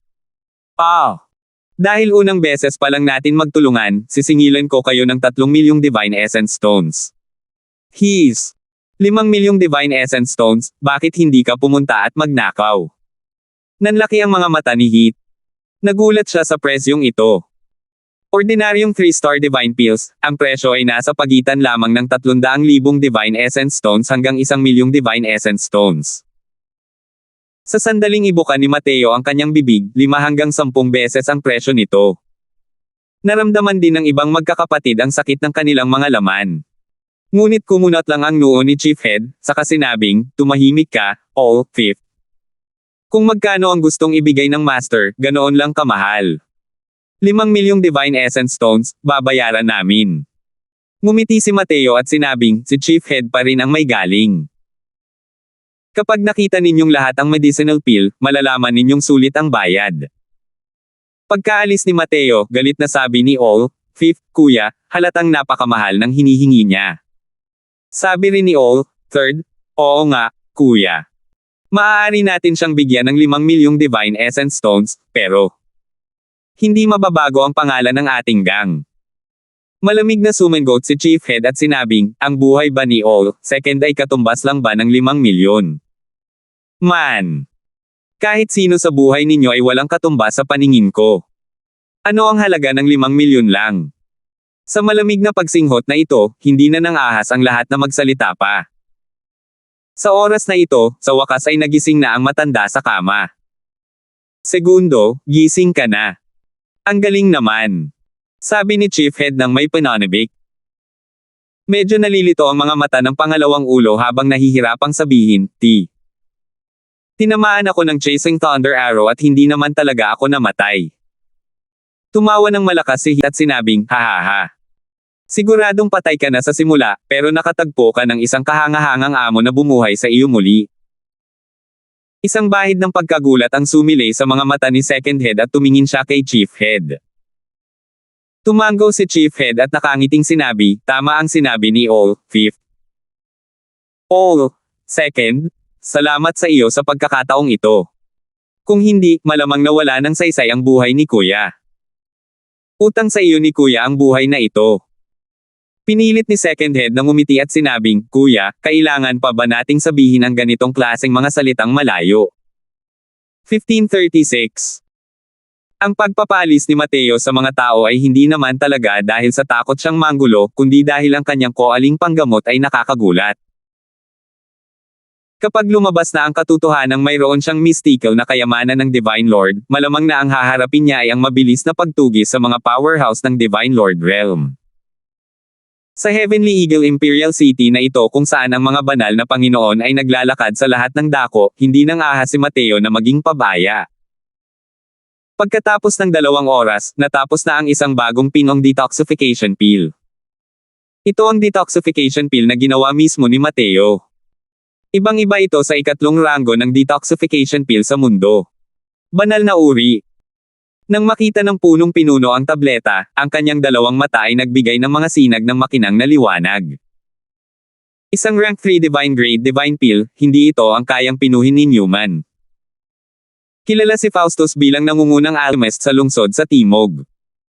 Sa pinakamataas na antas, tanging superior grade divine pills lang ang kaya niyang pinuhin.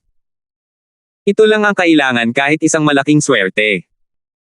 Pero itong binatang nasa harap niya, sa sandaling kumilos siya, isa itong napakagandang nilalang. Huminga ng malalim ang pinuno, walang humpay na gulat habang nakatingin kay Mateo. Ngunit natuklasan niya agad ang problema at hindi niya napigil ang magsabi ng may pagtataka, Guro, ano? Anong gamot na gamot ito? Umikot ang mga mata ni Mateo at sinabing, detoxification pill, ano pa kayang medicinal pill yan? Posible kayang hinahayaan ko siyang kumain ng medicinal pill para mapataas ang cultivation ngayon. Hindi kakain. Ibalik mo sa akin kung hindi kakain. Mabilis na umatras ang kamay ng pinuno at nahihiyang sinabi, Master, hindi ko po sinasadya iyon. Maaaring hindi alam ng Master, ang Crimson Firebone Corroding Poison ay napakalakas.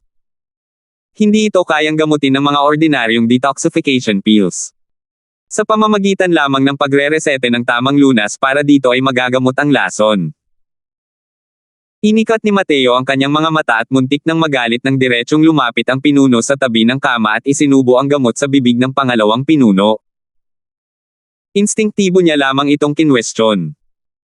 Tutal, ang kapangyarihan ng Crimson Firebone Corroding Poison ay medyo sikat. Ngunit mabilis niyang natuklasan na ang kanyang mga pagdududa ay ganap na walang katwiran. Pinagsama pa nga ng amo ang mga meridian ng puso, isa kayang panluloko ang medicinal pill na ito. Bukod pa rito, isa itong pildores na nakapagpapagaling na may antas na divine. Tunay nga, ang pangalawang ulo na ang itim na kutis ay agad na gumaling. Ang bisa ng gamot na ito ay kahanga-hanga. Napakalakas na detoxification pill. Ito. Gaano nakatagal, wala na ba talaga ang lason ng second brother? Oo. Kahit ang detoxification pill ng Crimson Firebone Corroding Poison ay hindi rin ganoon kabilis ang epekto. Anong detoxification pill ito, masyadong eksaherado. Kung ikukumpara rito, basura lang talaga ang mga detoxification pills na nasa merkado. Napasigaw ang ilang magkakapatid, lahat ay natigilan sa detoxification pill ni Mateo. Silang lahat, ang mga gang na ito, ay namuhay ng nasa bingit araw-araw. Normal lang ang masugatan at malason. Kung mayroong ganitong uri ng gamot, sino pa rin ang matatakot na malason? Humabog. Matapos umangat ang pangalawang ulo, agad siyang lumuhad sa harap ni Mateo at magalang na nagsabi, "Maraming salamat sa Nagel iligtas buhay na biyaya ng guro." Hinding-hindi iyon malilimutan ni Zuyong. Malamig na sabi ni Mateo, "Hey, hindi mo kailangang magpasalamat. Hindi kita tinrato ng walang kondisyon." Habang sinasabi niya, tumingin ang kanyang tingin sa punong pinuno at sinabing, "Punong pinuno, huwag mong kalimutan ang ating kasunduan." Prangka rin si Chief Head, tumango at sinabing, "Ako, si Xingguan, ay isang lalaking tumutupad sa kanyang pangako. Dahil nangako ako kay Master Ye, natural lang na hindi ako tatalikuran. Pero, may mapangahas na kahilingan itong si Xing." Hindi ito pinansin ni Mateo at malamig na sinabi, "Ikwento mo sa akin." Sabi ni Chief Head, "Nabalitaan kung kakapasok lang ni Master Ye sa Heavenly Eagle Imperial City. May mapupuntahan ba kayo?" Natigilan si Mateo at sinabing, "May pupuntahan. Meron. Mukhang hindi lang ako makakapasok ngayon." Nitong mga nakaraang araw, si For na ang inaasikaso niya sa bagay na ito. Pero tila hindi ito mareresolba sa maikling panahon. Ang hirap makapasok sa loob ng lungsod ay tila mas mahirap pa kaysa sa kanyang inaakala. Malinaw na pinagkaiba ng Heavenly Eagle Imperial City, ang Inner City at Outer City ay parang dalawang magkaibang mundo. Ang panloob na lungsod ay ang lugar kung saan matatagpuan ang mga piling tao ng lungsod ng imperyo. Sabi ni Chief Head, dahil ganoon nga, kailangan din ni Master Ye ng matutuluyan. Bakit hindi? Sumama sa aming dragon. Sa aming grupo, paano yan? Master, huwag kang mag-alala. Lahat ng gastusin mo ay sasagutin namin. Sumulyap si Mateo kay Xingguan ng may ngiti na hindi naman talaga isang ngiti, at sinabing, "Tiis niyo ba yan? Alam niyo ba kung gaano karaming Divine Essence Stones ang kailangan para mapalaki ang isang 3-star alchemy god?" Hindi napigilan ni Chief Head ang mapalunok, dahilan para mamula siya. Iniisip niya lang na subukan ito. Hindi nga talaga ito magtatagumpay. Mas malakas ang antas ni Master Ye kaysa kay Faustus. Paano niya magagawang magustuhan ang Dragon Slaying Gang? Kahit na napakayaman mga alchemist, mas marami pa silang nagastos na pera. Kung kaya nilang magpalaki ng pera, matagal na sana silang nagpalaki ng isa. Bakit pa sila maghihintay hanggang ngayon? Ang mga may kakayahang magpalaki ng mga alchemist ay ang tatlong malalaking pamilya lamang, ang ganitong uri ng malalaking pamilya na may malalim na pundasyon. Kahit na ang kanilang tatlong gang ay bahagi ng 6 na malalaking paksayon, kumpara sa tatlong malalaking pamilya, mas malala pa rin sila. Ang mga kalyeng pinamamahalaan ng tatlong pangunahing gang, pawang mga gilid na kalye na hindi kinagigiliwan ng tatlong malalaking pamilya. Ang mga tunay na maunlad na lugar ay kontrolado lahat sa kamay ng tatlong malalaking pamilya. Nahihiyang tumingin si Chief Head habang sinasabi, Itong si Xing ang padalos-dalos, sana hindi magalit si Master Ye. Paanong hindi alam ni Mateo ang ideya ni Xingguan? Nasaktan nila ng husto si Faustus sa pagkakataong ito at natatakot silang masugpo ni Faustus. Kaya naman umaasa siyang mananatili ito. Kilala si Faustus bilang nangungunang alchemist sa lungsod sa Timog. Natural lamang na mayroon siyang napakalakas na kapangyarihan sa pagtawag. Kung hindi niya kayang gamutin ang pangalawang ulo, kalimutan mo na lang. Aaminin ni Xingguan ang kanilang pagkakamali at magbibigay ng ilang Divine Essence Stones. Saka lang nila maresolba ang problema. Pero ginamo niya ang pangalawang ulo.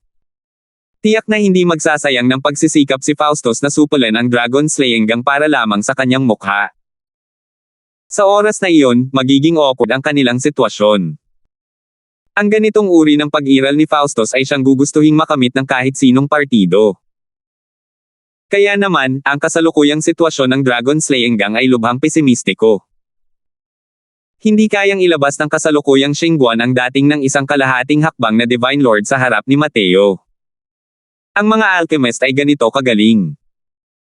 Kahit na ang kanyang kaharian ay hindi kasing taas ng sa iyo, hindi ka rin ng ahas na manakit. Lalo na't si Mateo na lang ang tanging pag-asa ng Dragon Slaying Gang ngayon. Ngumiti si Mateo at sinabing, hindi rin imposibleng hayaan akong maiwan. Pero, hindi ako sasali sa mga away ng mga barkada ninyo. Isa pa, maghanda kayo ng tindahan para sa akin. Nanginig ang buong katawan ni Xingguan, hindi makapaniwalang nakatingin kay Mateo. Ang iba pang ilang kapatid ay may parehong gulat sa mga mukha, ang kanilang mga mata nang tumingin kay Mateo ay puno ng hindi makapaniwala. Agree ka ba ng ganito na lang? Sa simula, nawala na sila ng pag-asa. Hindi nila inaasahan na biglang nagbago ng 180 degree si Mateo at pumayag. Agad na bumakas sa kanilang mga mukha ang matinding tuwa. Haha, walang problema. Ano man ang kailangan mo, huwag kang mag-atubiling magsalita, Master Ye. O sige, dahil pinalitan tayo ng Master ng pangalan, kung gayon. Bakit hindi mo bigyan ng pangalan? Tuwang-tuwa na sabi ni Xingguan. Natural lang na may mga pagsasaalang-alang si Xingguan sa pagpayag ni Mateo. Natuklasan niya na ang pagnanais na makapasok sa loob ng lungsod ay talagang isang napakahirap na bagay. Malamang hindi maaasahan ang 4 na iyon. Ang Myriad Treasure Tower ay malamang na isa ring primera klaseng pangunahing puwersa sa Inner City. 4 na ganitong klaseng maliit na isda, paano siya makakasalamuhan ng ganoong klaseng nilalang? Dahil ganoon nga ang sitwasyon, mabuti pang maghanap muna siya ng lugar na matitirhan. Bagamat mababa ang katayuan ng Dragon Slaying Gang na ito, tapat at matapat sila sa mga kaibigan, at lubos ding mapagkakatiwalaan, na nagpaparamdam sa Mateo ng magandang pakiramdam. Dahil hindi siya nakapasok sa loob ng lungsod, hayaan mong hanapin siya ng Myriad Treasure Tower. Napaisip si Mateo at sinabing, biglang kulog, bakit hindi? Gamitin ang pangalang Thunderclap Gang kung ganoon. 1537. Ang Dehi Hall ang pinakamalaking medicinal hall ng lungsod sa Timog. Si Faustus ang nangungunang tao rito. Bilang nangungunang medicinal hall sa Timog na lungsod, natural lamang na walang tigil ang trapiko sa Dehi Hall, kaya naman napakapopular ng kanilang negosyo. Anong sabi mo? Hindi namatay si Zhu Yung Tian. Tumingin si Faustus sa manager sa kabilang panig, baka sa kanyang mga mata ang gulat. Tumango ang manager at sinabing, hindi lang siya namatay, kundi puno na rin siya ng sigla at sigla. Nakita siyang pumunta sa isang branch hall kaninang umaga, masayang nag-uusap. Parang hindi naman siya malubhang nasugatan at malapit ng mamatay. Naging seryoso ang tingin ni Faustus at umiling, imposible. Ako mismo ang nakadiagnose ng pulso niya. Naputol na ang mga meridian ng puso niya, kahit ang mga immortal ay mahihirapan pang iligtas siya. 3 araw na lang, kaya paano siya magiging malakas at masigla? Ngumiti ng mapait ang manager at sinabing, nagpadala na ako ng mga tao para magtanong tungkol dito. Talagang maayos na ang kalagayan ni Zhu Yung Tian. Bukod pa rito, ang Crimson Firebone corroding poison sa kanyang katawan ay tuluyan ang natanggal. Nagbago ang ekspresyon ni Faustus, kumunot ang kanyang mga kilay hanggang sa makita ang mga kunot at sinabi niya sa isang seryosong boses, posible ba? Talaga bang binuhay siyang muli ng batang iyon? Isang batang basa pa rin ang tenga, paano niya nagawang magkaroon ng ganitong kakayahan? Naguluhan ng manager habang sinasabi niya, kapatid na Faustus, sino ba ang batang tinutukoy mo? Natigilan si Faustus, umiling, at sinabing, wala.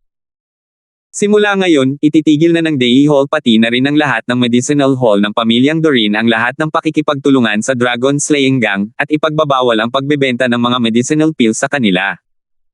Humph! Dahil minamaliit nila ang matandang ito, sila ang magtitiis sa galit ng matandang ito. Nagbago ang ekspresyon ng manager at nahihirapang sinabi, kapatid na Faustus, ito. Ang Dragon Slaying Gang ang pangunahing kliyente natin, hindi naman ito masyadong maganda, di ba? Malamig na sumangot si Faustus at sinabing, bakit? Wala ba akong kahit kaunting autoridad na ito? Ngumiti ng mapait ang manager at sinabing, masyadong seryoso si Brother Faustus, natural lang na may autoridad ka. Sige, mangyayari ang sinabi ni Brother Faustus. Masyadong mataas ang katayuan ni Faustus sa pamilyang Dorin. Kahit na siya ang tagapamahala ng Day Hall, hindi niya maaaring masaktang dakilang Diyos na ito. Nagtataka lang talaga siya, sino kaya ang makakapagpa-udyok kay Faustus na noon pa man ay ipinagmamalaki na ang kanyang tagumpay na humawak ng armas at makipagdigma. Anong sabi mo? Hindi naman talaga namatay si Zuyong Tian. Paano nangyari to? Hindi pa kailanman nabigo ang Thunder Chasing Arrow ko. Nang marinig ng pangalawang pinuno ng Sun Moon Gang na si Hishao ang balitang ito, ang una niyang reaksyon ay ang hindi maniwala. Thunder Chasing Arrow, ang momentum ay parang paghabol sa kulog. Walang makakatagal sa pagsalakay nito. Bagamat isa lamang si Hishao na isang Grand Completion Origin Deity, sa pamamagitan ng pag-asa sa Thunder Chasing Arrow, ang pagbaril patay sa isang half-step Divine Lord ay hindi naging mahirap. Basta't mabigyan siya ng sapat na pagkakataon. Gumastos ng malaki ang Silver Feather Gang bago imbitahan si Hishao na kumilos ngunit hindi nila inaasahan na hindi ito magtatagumpay sa huling yugto. Hindi nabaril si Xingguan. Ngayon, kahit ang Zuyong Tian na tumulong sa kanya na harangan ang palaso ay nakaligtas din. Paanong hindi siya mabibigla nito? Hey! Nagpakita na si Zuyong Tian sa publiko, hindi pwedeng pekain. Isa pa, may mas nakakagulat na balita, ang Dragon Slaying Gang. Nagpalit ng pangalan sa Thunderclap Gang. Sabi ng punong pinuno ng Silver Feather Gang na si Luo Yu. Nagbago ang ekspresyon ni Hishao, bakas ang pagkagulat sa mukha nito. Ano ba ang binabalak ng Dragon Slaying Gang na ito? Hinanap mo ako ngayon para asikasuhin ito. Gumawa na ako ng aksyon. Hindi mamamatay si Zuyong Tian, wala sa akin ang responsibilidad sa bagay na ito. Maari kayang bawiin ng Silver Feather Gang mo ang iyong mga salita. Matapos ang unang pagkabigla, nabawi ni Hishao ang kilos ng isang mabangis at ambisyoso na tao. Ngumiti si Luo Yu at sinabing, huwag kang mag-alala, Chanting Three Streets, may isa para sa inyo. Pumunta ako ngayon para hanapin kayo para pag-usapan ang kooperasyon. Kapag nakalusot na ang Chief Head sa Divine Lord Realm, hindi na siya maaaring makialam sa mga usapin ng South City. Bago ito, dapat pa ring magtulungan ng taos puso ang ating dalawang gang at lipulin muna ang Thunderclap Gang. Ano sa palagay mo, magiging Chief Head? Sa tatlong gang, ang Sun Moon Gang ang pinakamalakas. Ang lakas ng pinuno ng Sun Moon Gang ay napakalapit na sa Divine Lord Realm at maaaring makalusot anumang oras. Sa mga nakalipas na ilang taon, palagi siyang nasa estado ng saradong pag-iisa. At ang lakas ni Hishao ay halos kapantay din ng kalahating hakbang na Divine Lord. Ayon sa mga patakaran ng Heavenly Eagle Imperial City, ang mga powerhouse ng Divine Lord Realm ay hindi dapat makialam sa mga gawain ng mga panlabas na lungsod. Pagdating ng panahon, si Hishao ang magiging punong pinuno ng Sun Moon Gang. Sumulyap si Hishao kay Luo Yu nang makahulugan at sinabing, nagpapakita ka ba ng kabutihang loob sa ating Sun Moon Gang? Ngumiti si Luo Yu at sinabing, pumipili ang mga magagaling na ibon ng puno para dumapo. Ang ating tatlong pangunahing grupo ay naglaban-laban sa hayag at sa dilim nitong mga nakaraang taon. Ngunit sa paningin ng tatlong magagaling na pamilya, isa lamang tayong grupo ng iba't ibang uri ng grupo. Ngayon, sa wakas ay nakagawa na tayo ng isang makapangyarihang Divine Lord Realm, kaya pakiramdam natin ay nakasandal tayo sa isang malaking puno. Nang sabihin niya ito, nakaramdam din si Luoyu ng maraming pabago-bagong emosyon. Ang kahinaan ng tatlong pangunahing gang kumpara sa tatlong malalaking pamilya ay dahil wala silang taga-suporta na isang Divine Lord Realm powerhouse. Ang tatlong dakilang pinuno ay nagpaligsahan kung sino ang unang makakarating sa Divine Lord Realm nitong mga nakaraang taon. Kung titingnan ngayon, natural lang na mas mataas ng kaunti ang pinuno ng Sun Moon Gang. Kahit na ang mga powerhouse ng Divine Lord Realm ay hindi direktang makikialam sa mga bagay-bagay ng mga panlabas na lungsod, tiyak na naroon ang palihim na pagmamanipula. Kung hindi, sa anong batayan maaaring supulan sila ng tatlong malalaking pamilya? Nang marinig ito ni He Xiao, hindi niya napigil ang sabihin ng nakangiti, si Chief Head Luo pa rin ang nakakaalam ng sitwasyon, hindi tulad ni Xingguan na hindi maintindihan ng lahat. Pero, ang lakas ni Xingguan ay talagang napakalakas. Hindi madaling kalabanan. Ngumiti si Luoyu at sinabing, dati, hindi siya madaling pakisamahan.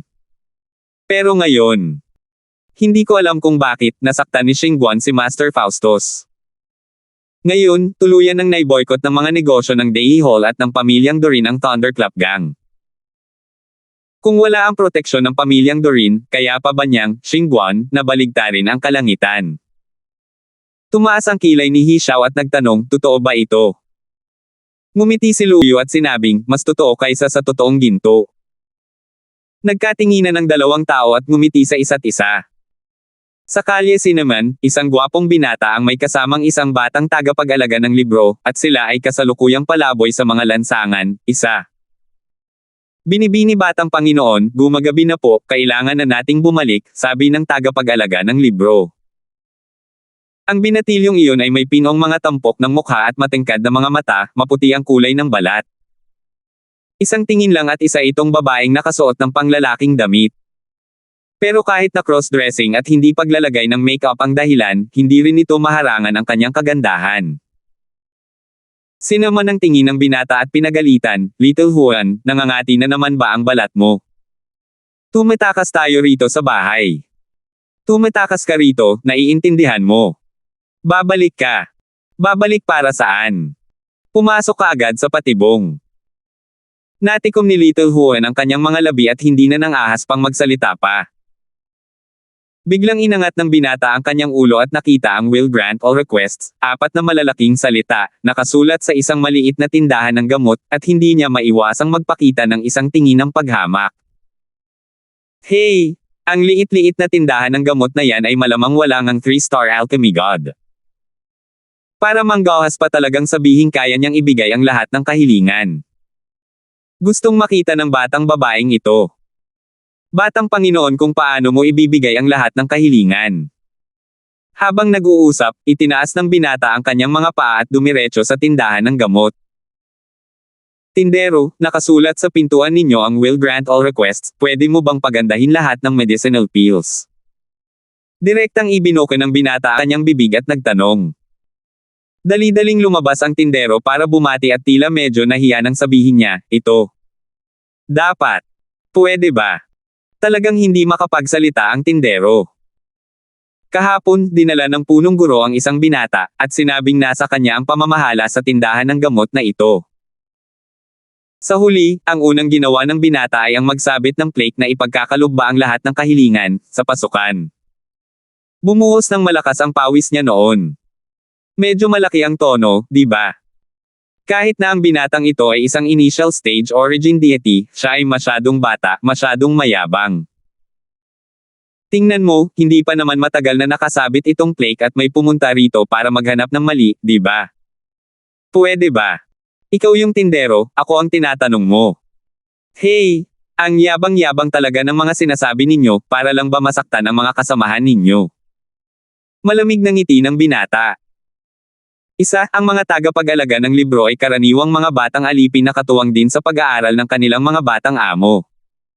1538. Nahihiyang tumingin ang tindero, nauutal at medyo hindi makapagsalita. Ipagkakaloob ko ang lahat ng kahilingan, ang mga salitang ito, walang kahit sinong tindahan ng gamot ang nang-ahas na sabihin iyon. Kung gagamutin nila ang isang tao hanggang sa mamatay o hindi nila mapino ang gamot, para na rin silang namamagang mukha. Bukod pa rito, ang Cinnamon Street ay malayo sa daan. Ang maliit nilang tindahan ay hindi nakaakit ng atensyon ng mga tao.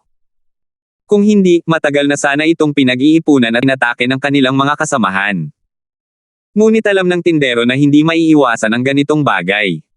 Malalaman din ito ng mga tao sa kalaunan. At ang binatang ito malamang ang unang sumubok na maghanap ng mali. Hoy, tindero, may itatanong ako sa iyo, magsalita ka. Dahil pagbibigyan ninyo ang lahat ng kahilingan, hihingi ako ng gamot ngayon din. Tatangkain mo bang tanggapin, tindero? Mayabang ang binata, kaya napaatras ng ilang hakbang ang tindero. Gusto rin sanang pumayag ng tindero, pero wala siyang lakas ng loob. Isang tingin lang at malinaw na ang binata na ito ay isang mayamang young master. Malinaw na nandito siya para manggulo. Kaya paano magiging madaling mapino ang medicinal pill na hiniling niya? Ito. Punong-puno ng pawis ang ulo ng tindero, hindi alam kung paano siya sasagot. Kumunat ang noo ng binata at may paghamak na sinabi niya, kung wala kang kakayahan, para saan ang pagpapanggap na may kakayahan? Hoy, itong. Sisirain ng young master ang karatula mo. Young master, ito. Hindi ito maganda, di ba? Napahiya si Little Juan sa sobrang pagmamayabang ng kanyang young master, kaya't nagpumilit siya. Anong hindi maganda? Nang ahas silang magyabang, hindi pa rin ba nila hinahayaang give-in ng mga tao ang flake na ito? Walang humpay na sabi ng binata. Sakto namang lumabas ang isang binata mula sa likod ng kortina, ibinuka ang kanyang bibig, at walang pakialam na sinabi, Binibini, ano pong gamot ang gusto ninyong itanong, huwag kayong mahiya. Hindi maganda ang basta-basta pagsira sa karatula ng mga tao. Mahinahon na sinabi ni Mateo ang mga salita, tila nakalimutan na kakagigil lang niya sa karatula ng mga tao ilang araw na ang nakalipas at pinilit pa niya silang palitan ang pangalan ng kanilang gang. Kusang loob ito, hindi sa pilitin. Hindi napigilan ng binata na magulat nang makita niyang naunawaan ni Mateo ang kanyang pagkatao sa isang sulyap. Maya-maya, medyo nagalit siya. Ang lalaking ito, ang loika ng hindi paglantad kapag nakita na, hindi ba niya naintindihan? Pero nakita niyang kumunat ang mga sulok ng bibig niya at may paghamak na sinabi niya, at nagtataka ako, ikaw ang nagsabit nitong karatula, hindi ba? Walang pagbabago sa ekspresyon ng mukha ang sinabi ni Mateo, paano kung oo? Ano na naman? Huho! Ang laki ng tono mo. Sa tingin mo ba ikaw ang medicine ancestor? Ibibigay ko lahat ng kahilingan mo. Itong. Binibini ay jijibin itong karatula mo ngayon. Malamig na sabi ni Mateo, kailangan mong may kakayahan para give-in ang karatula ko. Ha! Tingnan mo, bata ka.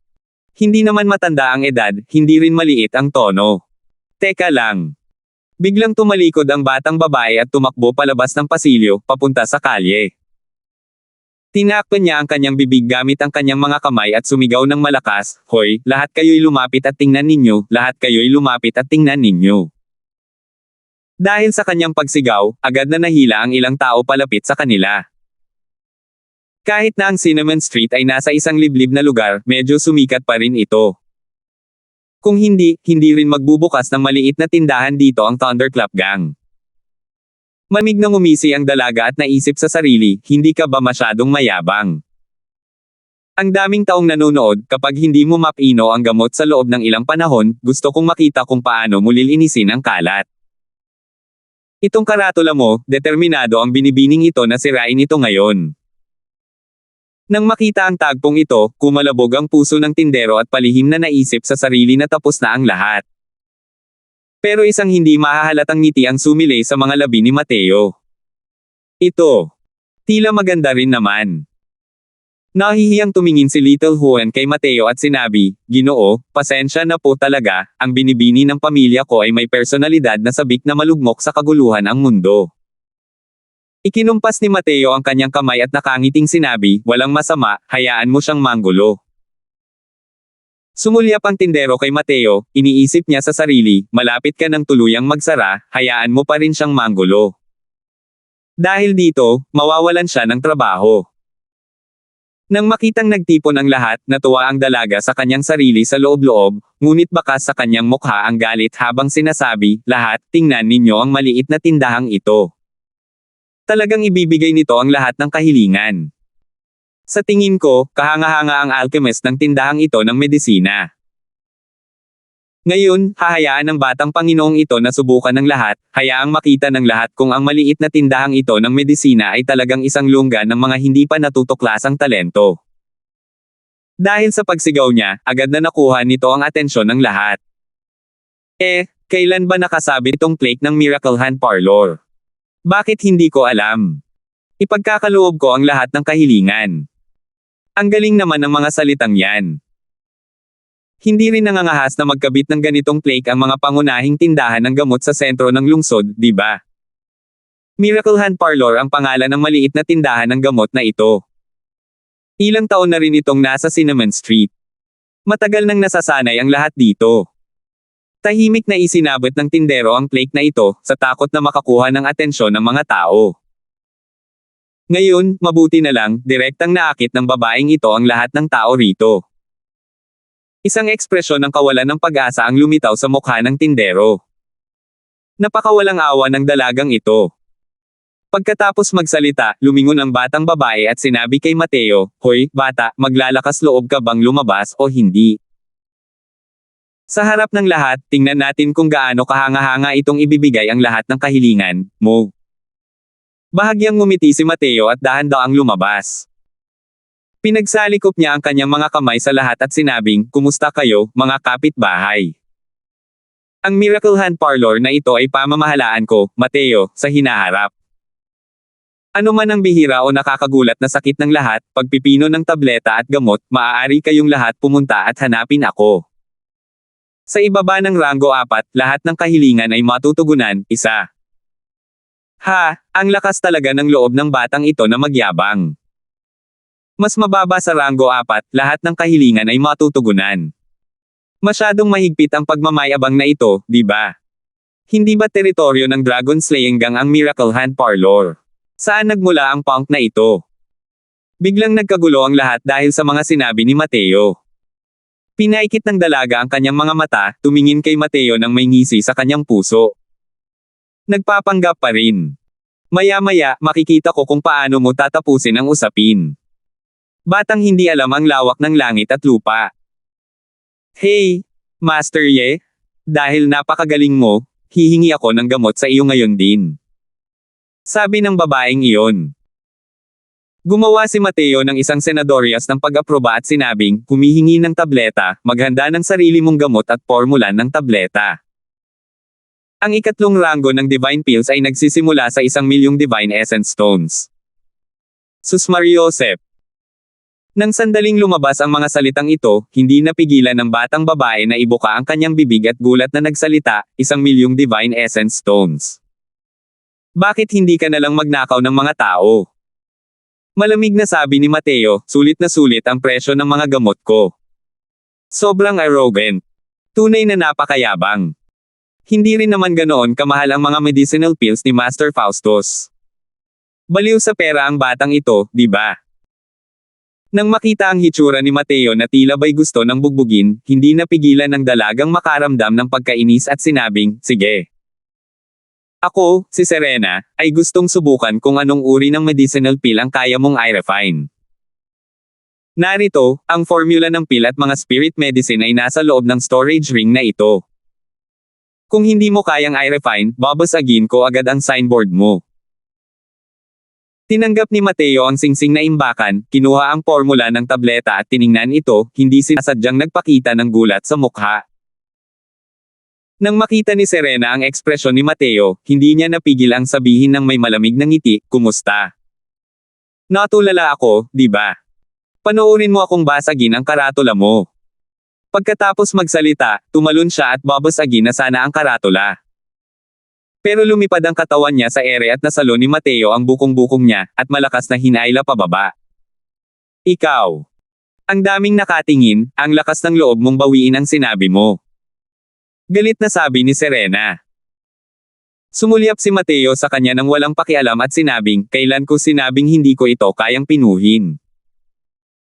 Ngumisi si Serena at sinabing, ang ekspresyon mo ngayon lang ay nagpapakita na ng iniisip mo.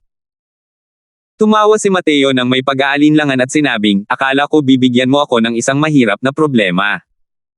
Hindi ko inaasahan na. Napakadali lang pala. Note, Rango 4 katumbas 4 na bituin. Sa hindi malamang dahilan, tila mas ginagamit ito ng may akda kaysa sa sistemang bituin. Dati, kino-convert ito sa bituin. Pero ngayon, isasali na lang ito kung ano talaga ito. Tandaan lang na pareho ang ibig nilang sabihin sa antas. 1539. Madali lang. Sinasabi mo bang madali lang ang Meridian Heaven Heart Peel? Ha. Walang hiya talaga ang yabang mo. Hindi makapagsalita si Serena. Hindi niya talaga alam kung saan nanggagaling ang kumpiyansa ni Mateo para maging ganito ka-arrogant. Ang Meridian Heaven Heart Peel ay isang middle grade rank 3 divine peel. Bukod pa rito, napakahirap itong pinuhin sa mga rank 3 middle grade divine peels. Napakataas ng talento ni Serena. Hindi dapat tingnan kung gaano siya kabata. Isa na siyang middle rank 3-star alchemy god. Ang Meridian Heaven Heart Peel na ito ang eksaktong medicinal peel na matagal niyang hindi napino. Napakalaki ng kahirapan sa pagpipino ng medicinal peel na ito. Kahit na pinino ito ng amo ni Serena, paminsan-minsan lang niya ito mapino hanggang sa mas mataas na antas. Kailangan malaman ng isa, ang kanyang Panginoon ay isang 4-star alchemy god. Ang mayabang na lalaking ito sa harap niya ay talagang napaka-arrogant. Sumulyap si Mateo kay Serena at nakangiting sinabi, Meridian Heaven Heart Peel, ang refinement fee ay 2 milyong Divine Essence Stones. Meron ka ba niyan? Tinitigan ng masama ni Serena at galit na sinabi, huwag mong maliitin ang mga tao. Hindi ba't 2 milyong Divine Essence Stone lang yan? Kawawa naman ang batang master na ito hanggang sa Divine Essence Stones na lang ang natitira sa akin. Tumawa si Mateo nang hindi inaakala at sinabing, sige, maghintay ka. Pagkatapos magsalita, tumalikod si Mateo at pumasok sa panloob na bulwagan. Bagamat lumipas ang 2 oras, hindi pa rin nagseelisan ang lahat. Sa halip, nagkaroon ng kalakaran ng pagtitipon ng parami. Ibibigay ba ang lahat ng kahilingan? Ang gimmick na ito, ay talagang nakakaakit. Gustong makita ng lahat kung ang katawa-tawang batang alchemist na ito ay talagang may pamantayan, o isa lamang kalahating balde ng tubig na umaagos. Pero lahat ay pesimistic kay Mateo. Kahit na isa talaga siyang 3-star alchemist, imposibleng magkaroon ng napakataas na pamantayan sa isang batang alchemist. Dahil pumunta si Serena para pabagsakin ang dojo, ang formula ng tableta na ininom niya ay tiyak na hindi isang pangkaraniwang formula ng tableta. Malamang na hindi ito kayang pinuhin ng mga ordinaryong alchemist. Pero sa oras na ito, dahan-daang lumabas si Mateo mula sa panloob na bulwagan. Nang makitang mabilis na lumabas si Mateo, bumakas ang isang mapang-asar na ngiti sa mukha ni Serena. Bata, hindi mo mapino yan, di ba? Nasira mo ba lahat ng spirit medicines ko? Hey, yung Meridian Heaven Heart Peel, yung ganitong level ng medicinal peel, paano naging ganito ang kayang pinoy ng kahit sinong Tom, Dick, at Harry? Mayabang na sabi ni Serena. Ang Meridian Heaven Heart Peel na ito, kahit na dumating ang kanyang amo para pinuhin ito, ang proseso ay mangangailangan pa rin ng kalahating araw. Pagpipino nito sa loob ng 2 oras. Hindi man lang naisip ni Serena na posible ito. Nagpapanggap talaga ang batang ito. Pagbibigyan pa rin niya lahat ng hiling, kalokohan naman. Hindi ba? Wala rin akong ideya kung saan natagpuan ng Dragon Slaying Gang ang batang ito, hindi ba't naghahanap ito ng gulo? Ang Meridian Heaven Heart Peel, narinig ko na dati. Napakahirap nitong pinuhin ang middle grade rank 3 divine peel. Hindi pa nga ganap na lumaki ang buhok ng batang ito, kaya niya pa ba itong pinuhin? Halika, halika, halika, sabay-sabay nating basagin ang karatula. Hindi ba't pinagtatawanan tayo nito? Nagising si Serena nang marinig niya ito at tuwang-tuwa niyang sinabi, wala ka namang laban kung babasagin ko ang karatula ngayon, di ba? Tama, pera ng mga gamot ko sa espirito, kailangan mo akong bayaran. Isang kabuuang 500,000 Divine Essence Stones. Gaya ng sabi niya, babasagin sana ni Serena ang karatula. Kakataas lang ng katawan ni Serena sa ere at saka hinaila pababa ni Mateo. Hindi niya napigil ang sabihin sa sobrang inis, ikaw na baliw, naghahanap ka ba ng kamatayan? Hindi siya pinansin ni Mateo, bagkus ay iniabot niya ang kanyang kamay at sinabing, ibigay mo na. Natigilan si Serena at nagtanong, ano ang ibibigay? Sabi ni Mateo, 2 milyong Divine Essence Stones. Biglang sumubo si Serena at sumigaw, hindi mo man lang pinino ang medicinal pill at gusto mo pa ring humingi sa akin ng Divine Essence Stones. Ikaw. Hindi ka nanloloko ng tao, isa kang manloloko. Malamig na sabi ni Mateo, sino ang nagsabi sa iyo na hindi ko ito pinino? Natatawang sabi ni Serena, walang hiya. 2 oras, kaya mo bang pagandahin ang Meridian Heaven Heart Pill? Kung pagandahin mo pa, kakainin ko ang kaldero ng gamot. Kumuha si Mateo ng isang maliit na kahon ng jade. Pagkabukas pa lang ng kahon, isang halimuyak na nakapagpapasaya sa puso at nakapagpapaginhawa sa isipan ang agad na kumalat. Agad na natigilan si Serena habang hindi makapaniwalang nakatingin sa maitim na pulang gamot na iyon. Ito. Imposible ito. Divine. Divine Grade Meridian Heaven Heart Pill. Why ikaw? Saan mo nakuha yan? Para si Serena na gulat, hindi alam kung ano ang gagawin at kung saan pupunta. Hindi man lang kayang pinuhin ng kanyang amo ang isang Heaven Grade Meridian Heaven Heart Pill, lalo na ang Divine Grade. Ang batang ito ay talagang nagpalabas ng isang banal na grado. Ito. Isa talaga itong pildores na panggamot na may antas na divine. Nanghihina na ba ang mga mata ko? Isang 3-star alchemy god ang nagpino ng isang rank 3 Divine Grade Divine Pill. Ang Meridian Heaven Heart Pill ay hindi isang ordinaryong medicinal pill. Kaya niya talagang pinuhin ang isang Divine Grade. Ito. Masyado itong peke, di ba? Natulala ang mga nakapalibot na tao. Ang mga Divine Grade medicinal pills ay napakabihira at hindi rin nila kayang bayaran. Pero ngayon, ang binata na ito ay nakainom na pala ng isang Divine Grade Divine Pill. Iniabot ni Serena ang kanyang kamay, gusto sanang inumin ang gamot.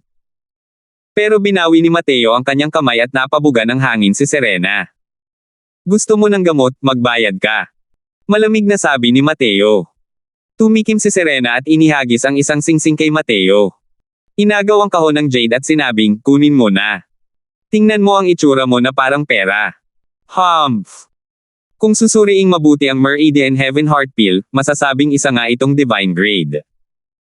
Umuusok pa rin ang gamot. Malinaw na kakagaling lang nito sa pagan. Ito. Talagang pino ba ang batang ito? Dumagsa ang mga alon ng Titanic sa puso ni Serena.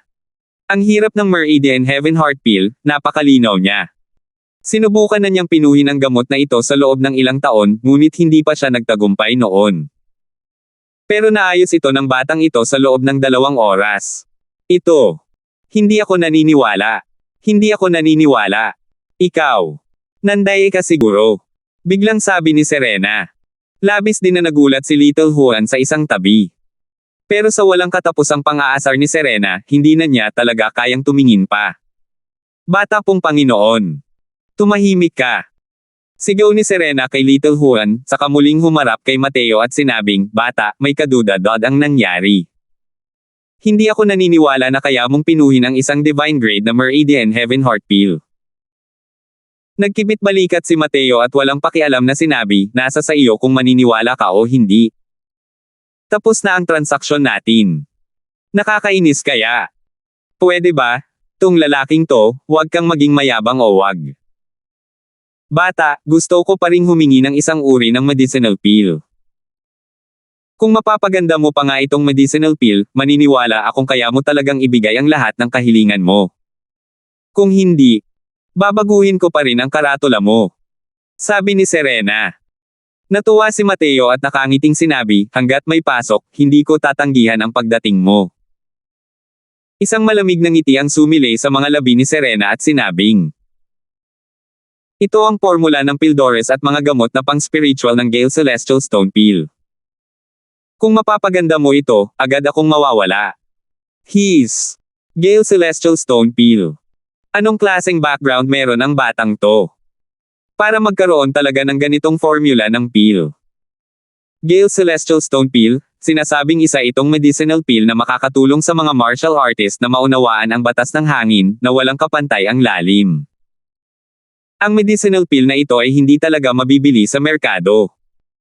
Ang medicinal pill na ito ay sikat dahil sa mahirap itong pinuhin. Nabalitaan ko na kahit para sa mga 4-star alchemy gods, napakahirap itong pinuhin. Hey! Ang binata na ito ay nasa problema ngayon. Tinanggap ni Mateo ang formula ng tableta at tiningnan ito. Isang bahid ng ngiti ang sumilay sa gilid ng kanyang bibig at sinabing, medyo interesante. Ngumisi si Serena at sinabing, tatanggapin mo ba o hindi? Ngumiti si Mateo at sinabing, ano ang hindi dapat ipagmalaki? Pero hindi mura ang gamot na ito. Malamig na sumagot si Serena at sinabing, kung kaya mo talagang ayusin, hindi problema ang pera. Tumango si Mateo at sinabing, sige, 8 milyong Divine Essence Stones. 1540. His. 8 milyong Divine Essence Stones, ito. Ito ay isang pagnanakaw. Baliw, baliw. Isang medicinal pill na may 8 milyong Divine Essence Stones. Pera ang iniisip ng batang ito. Hey! Ang paghingi ng napakataas na presyo ay kailangan pang tanggapin iyon.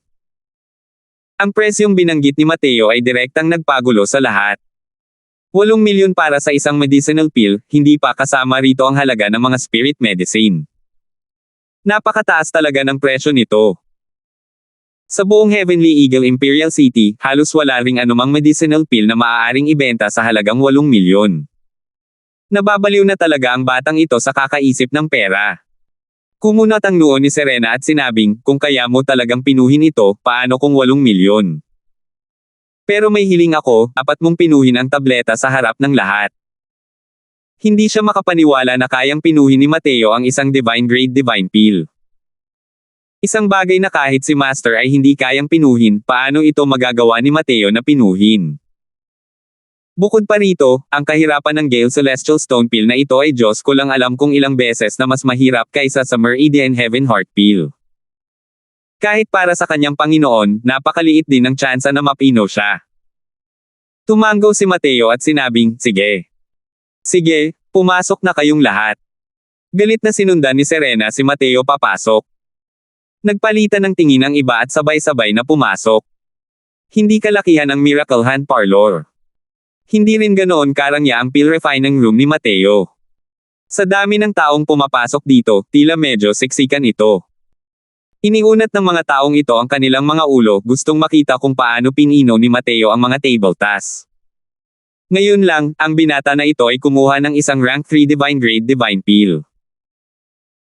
Nang makita ni Serena ang simple at crudo na silid na ito para sa pagpipino ng mga gamot, hindi niya napigil ang mapabuntong hininga. Ang luma at sira-sirang lugar na ito, maaari nga kayang magbunga ito ng isang maalamat na pag-iral. Ang ginamit ni Mateo ay isang Celestial Deity Artifact Medicinal Cauldron. Natural na hindi kayang alisin ang Profound Yellow Cauldron sa harap ng lahat. Alinman sa dalawa, napakarami ng mga artifact ng Celestial Deity sa loob ng Purple Extreme Hall. Mayroon pa ring iba pang mga medicinal cauldron. Nabanggit na ito ni Gale Celestial Stone Pill, dustless sa kanya dati pero wala pa siyang formula ng pill. Ito ang unang pagkakataon na pinipino ito ni Mateo. Pagkatapos gawin ang mga paghahanda, nagsimula siyang magnilay-nilay, hinuha ang formula ng tableta sa kanyang isipan. Ang mga gamot na inihanda ni Serena ay sapat lamang para sa 2 beses na pagpipino. Medyo mahirap pa rin para sa kanya na gastuhing pinoy nito sa loob ng 2 pagsubok. Siyempre, ganito rin sa ibang tao. Tumingin si Serena kay Mateo at tumingin ng may pagmaliit. Talagang nagmamarunong ang lalaking ito. Puno ng tao ang silid na ito. Hindi ba't ang pagmumuni-muni ay nangangailangan ng tahimik na kapaligiran? Kailangan ba talagang maging amateur? Kung mahihinuha mo ang formula ng tableta sa ganitong uri ng kapaligiran, para ka na talagang nakakakita ng multo. Tumikim si Serena at may paghamak na sinabi, nagpapanggap ka. Gusto kong makita kung gaano katagal mo kayang panatilihin yan.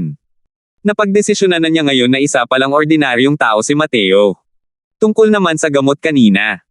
Baka ninakaw yan kung saan.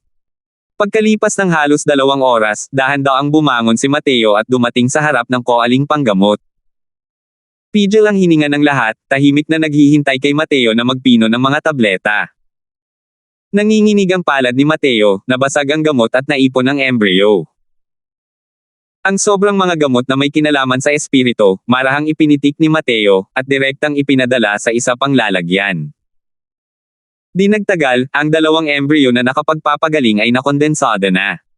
Ang buong proseso ay natural at maayos. Natapos sa isang iglap. May bahid ng pagkagulat na sumilay sa mga mata ni Serena. Talagang ikinagulat niya ang pamamaraan ni Mateo. Maliban na lang, talagang maaasahan ba ang nakapagpapagaling na embryo na ito? Kaya bang ilabas ng casual na kilig na yun ang sobrang mga gamot sa espiritu? Mabuti na lang at hindi kayang makamit ng kanyang amo ang ganoong kaeksaktong kontrol. Ang pagbasag ng medisina at pagpapaliit ng embryo ay hindi itinuturing na isang hindi kapani-paniwalang kasanayan para sa mga alchemy god. Pero ang pambubuwag na gamot at pagpapaliit ng embryo ni Mateo ay ibang-iba sa mga ordinaryong Diyos ng alchemy. Isang pakiramdam ng kamalayan ng Dam Alloy. Pinipino ang mga tableta gamit ang daloy ng kamalayan. Ang pagpipino ng tableta ay isang napakahigpit na pag-aaral. Maaari bang mapino ng daloy ng kamalayan ang nakapagpapagaling na tableta? Sok! Sino ba naman ang hindi marunong umarte ng cool? Nakangising sabi ni Serena. Gayunpaman, si Mateo ay nasa estado na ng pill refinement. Sa panlalait ni Serena, wala siyang narinig na kahit isang salita. Inilahad ni Mateo ang kanyang palad. Isang maputlang puting apoy ang lumitaw sa kanyang palad. Hajijek. Isang rank 2 Divine Fire. Gusto mo bang pinuhin ang Gale Celestial Stone Peel? Nagbibiro lang ang lalaking ito, di ba? Nang makita ang Cleansing Sandal Sacred Flame sa palad ni Mateo, agad na tumawa si Serena. Nasa ranggong 2 banal na apoy, mapatemperatura man o sustainability ang pag-uusapan, hindi nito naabot ang kinakailangan ng pagpino sa ranggong 3 banal na tableta. Ang Gale Celestial Stone Peel, sa ganitong antas ng medicinal peel, ay lubhang mataas ang pangangailangan para sa apoy mismo. Para sa mga nasa 2 ranggo ng banal na apoy na gustong pinuhin ang Gale Celestial Stone Peel, isa lamang itong kalokohan. Sa ilalim ng masusing pag-aalaga ni Mateo, ang Cleansing Sandal Sacred Flame ay matagal nang nakalusot sa rank 1 Divine Fire, at nakarating sa rank 2. Malinaw na hindi kayang abutin ng bilis ng pagsulong ng Cleansing Sandal Sacred Flame ang bilis ni Mateo na makalusot. Umusog ang kanyang palad, at pumasok ang Cleansing Sandal Sacred Flame sa loob ng medicinal cauldron. Pu. Ang Cleansing Sandal Sacred Flame ay naglabas ng liwanag na sumasabog. Biglang tumaas ang temperatura ng koaling panggamot. Sining ng pagsabog ng apoy. Isang matinding pag-init ang dumaan ng harapan, dahilan para biglang magbago ang ekspresyon ng mukha ng lahat. Ito. Isa ba itong rank 2 Divine Fire? Bakit ganito katindi ang temperatura nito? Malamang ay umabot na sa antas ng 3 ranggong banal na apoy ang temperaturang ito, tama ba?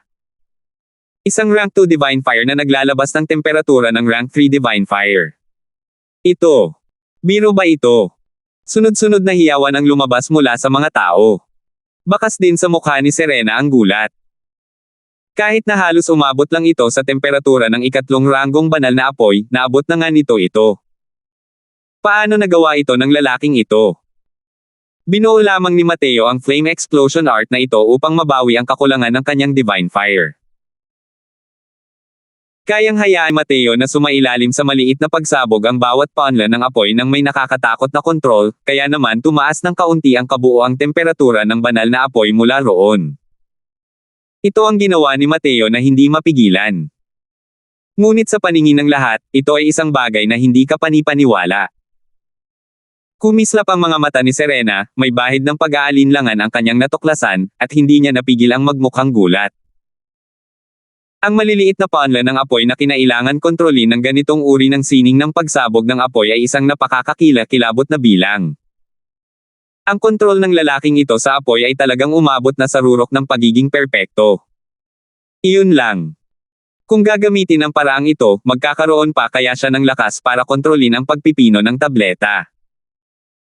Ang pagkontrol sa apoy at pagkontrol sa pagpino ng tableta, ito ay dalawang bagay na kailangang gawin ng hiwalay.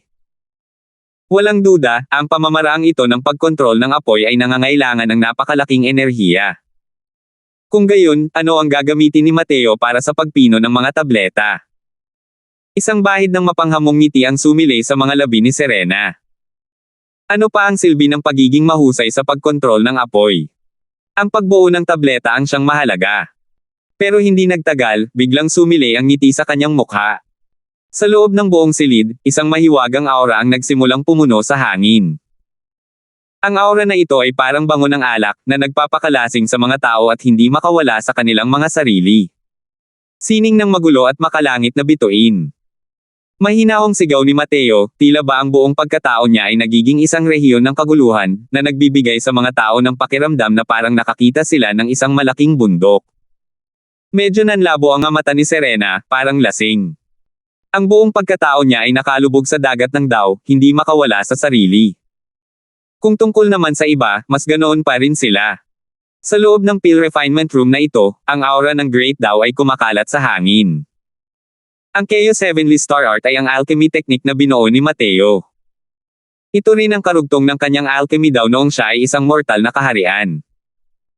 Kung ang kanyang alchemy skill ay isang murang paanla noon, ang kanyang kasalukuyang alchemy skill ay isang malaking puno na kasalukuyang tumutubo ng matangkad at malakas. Salamat po at sinamahan ninyo ako, ingat lagi mga master.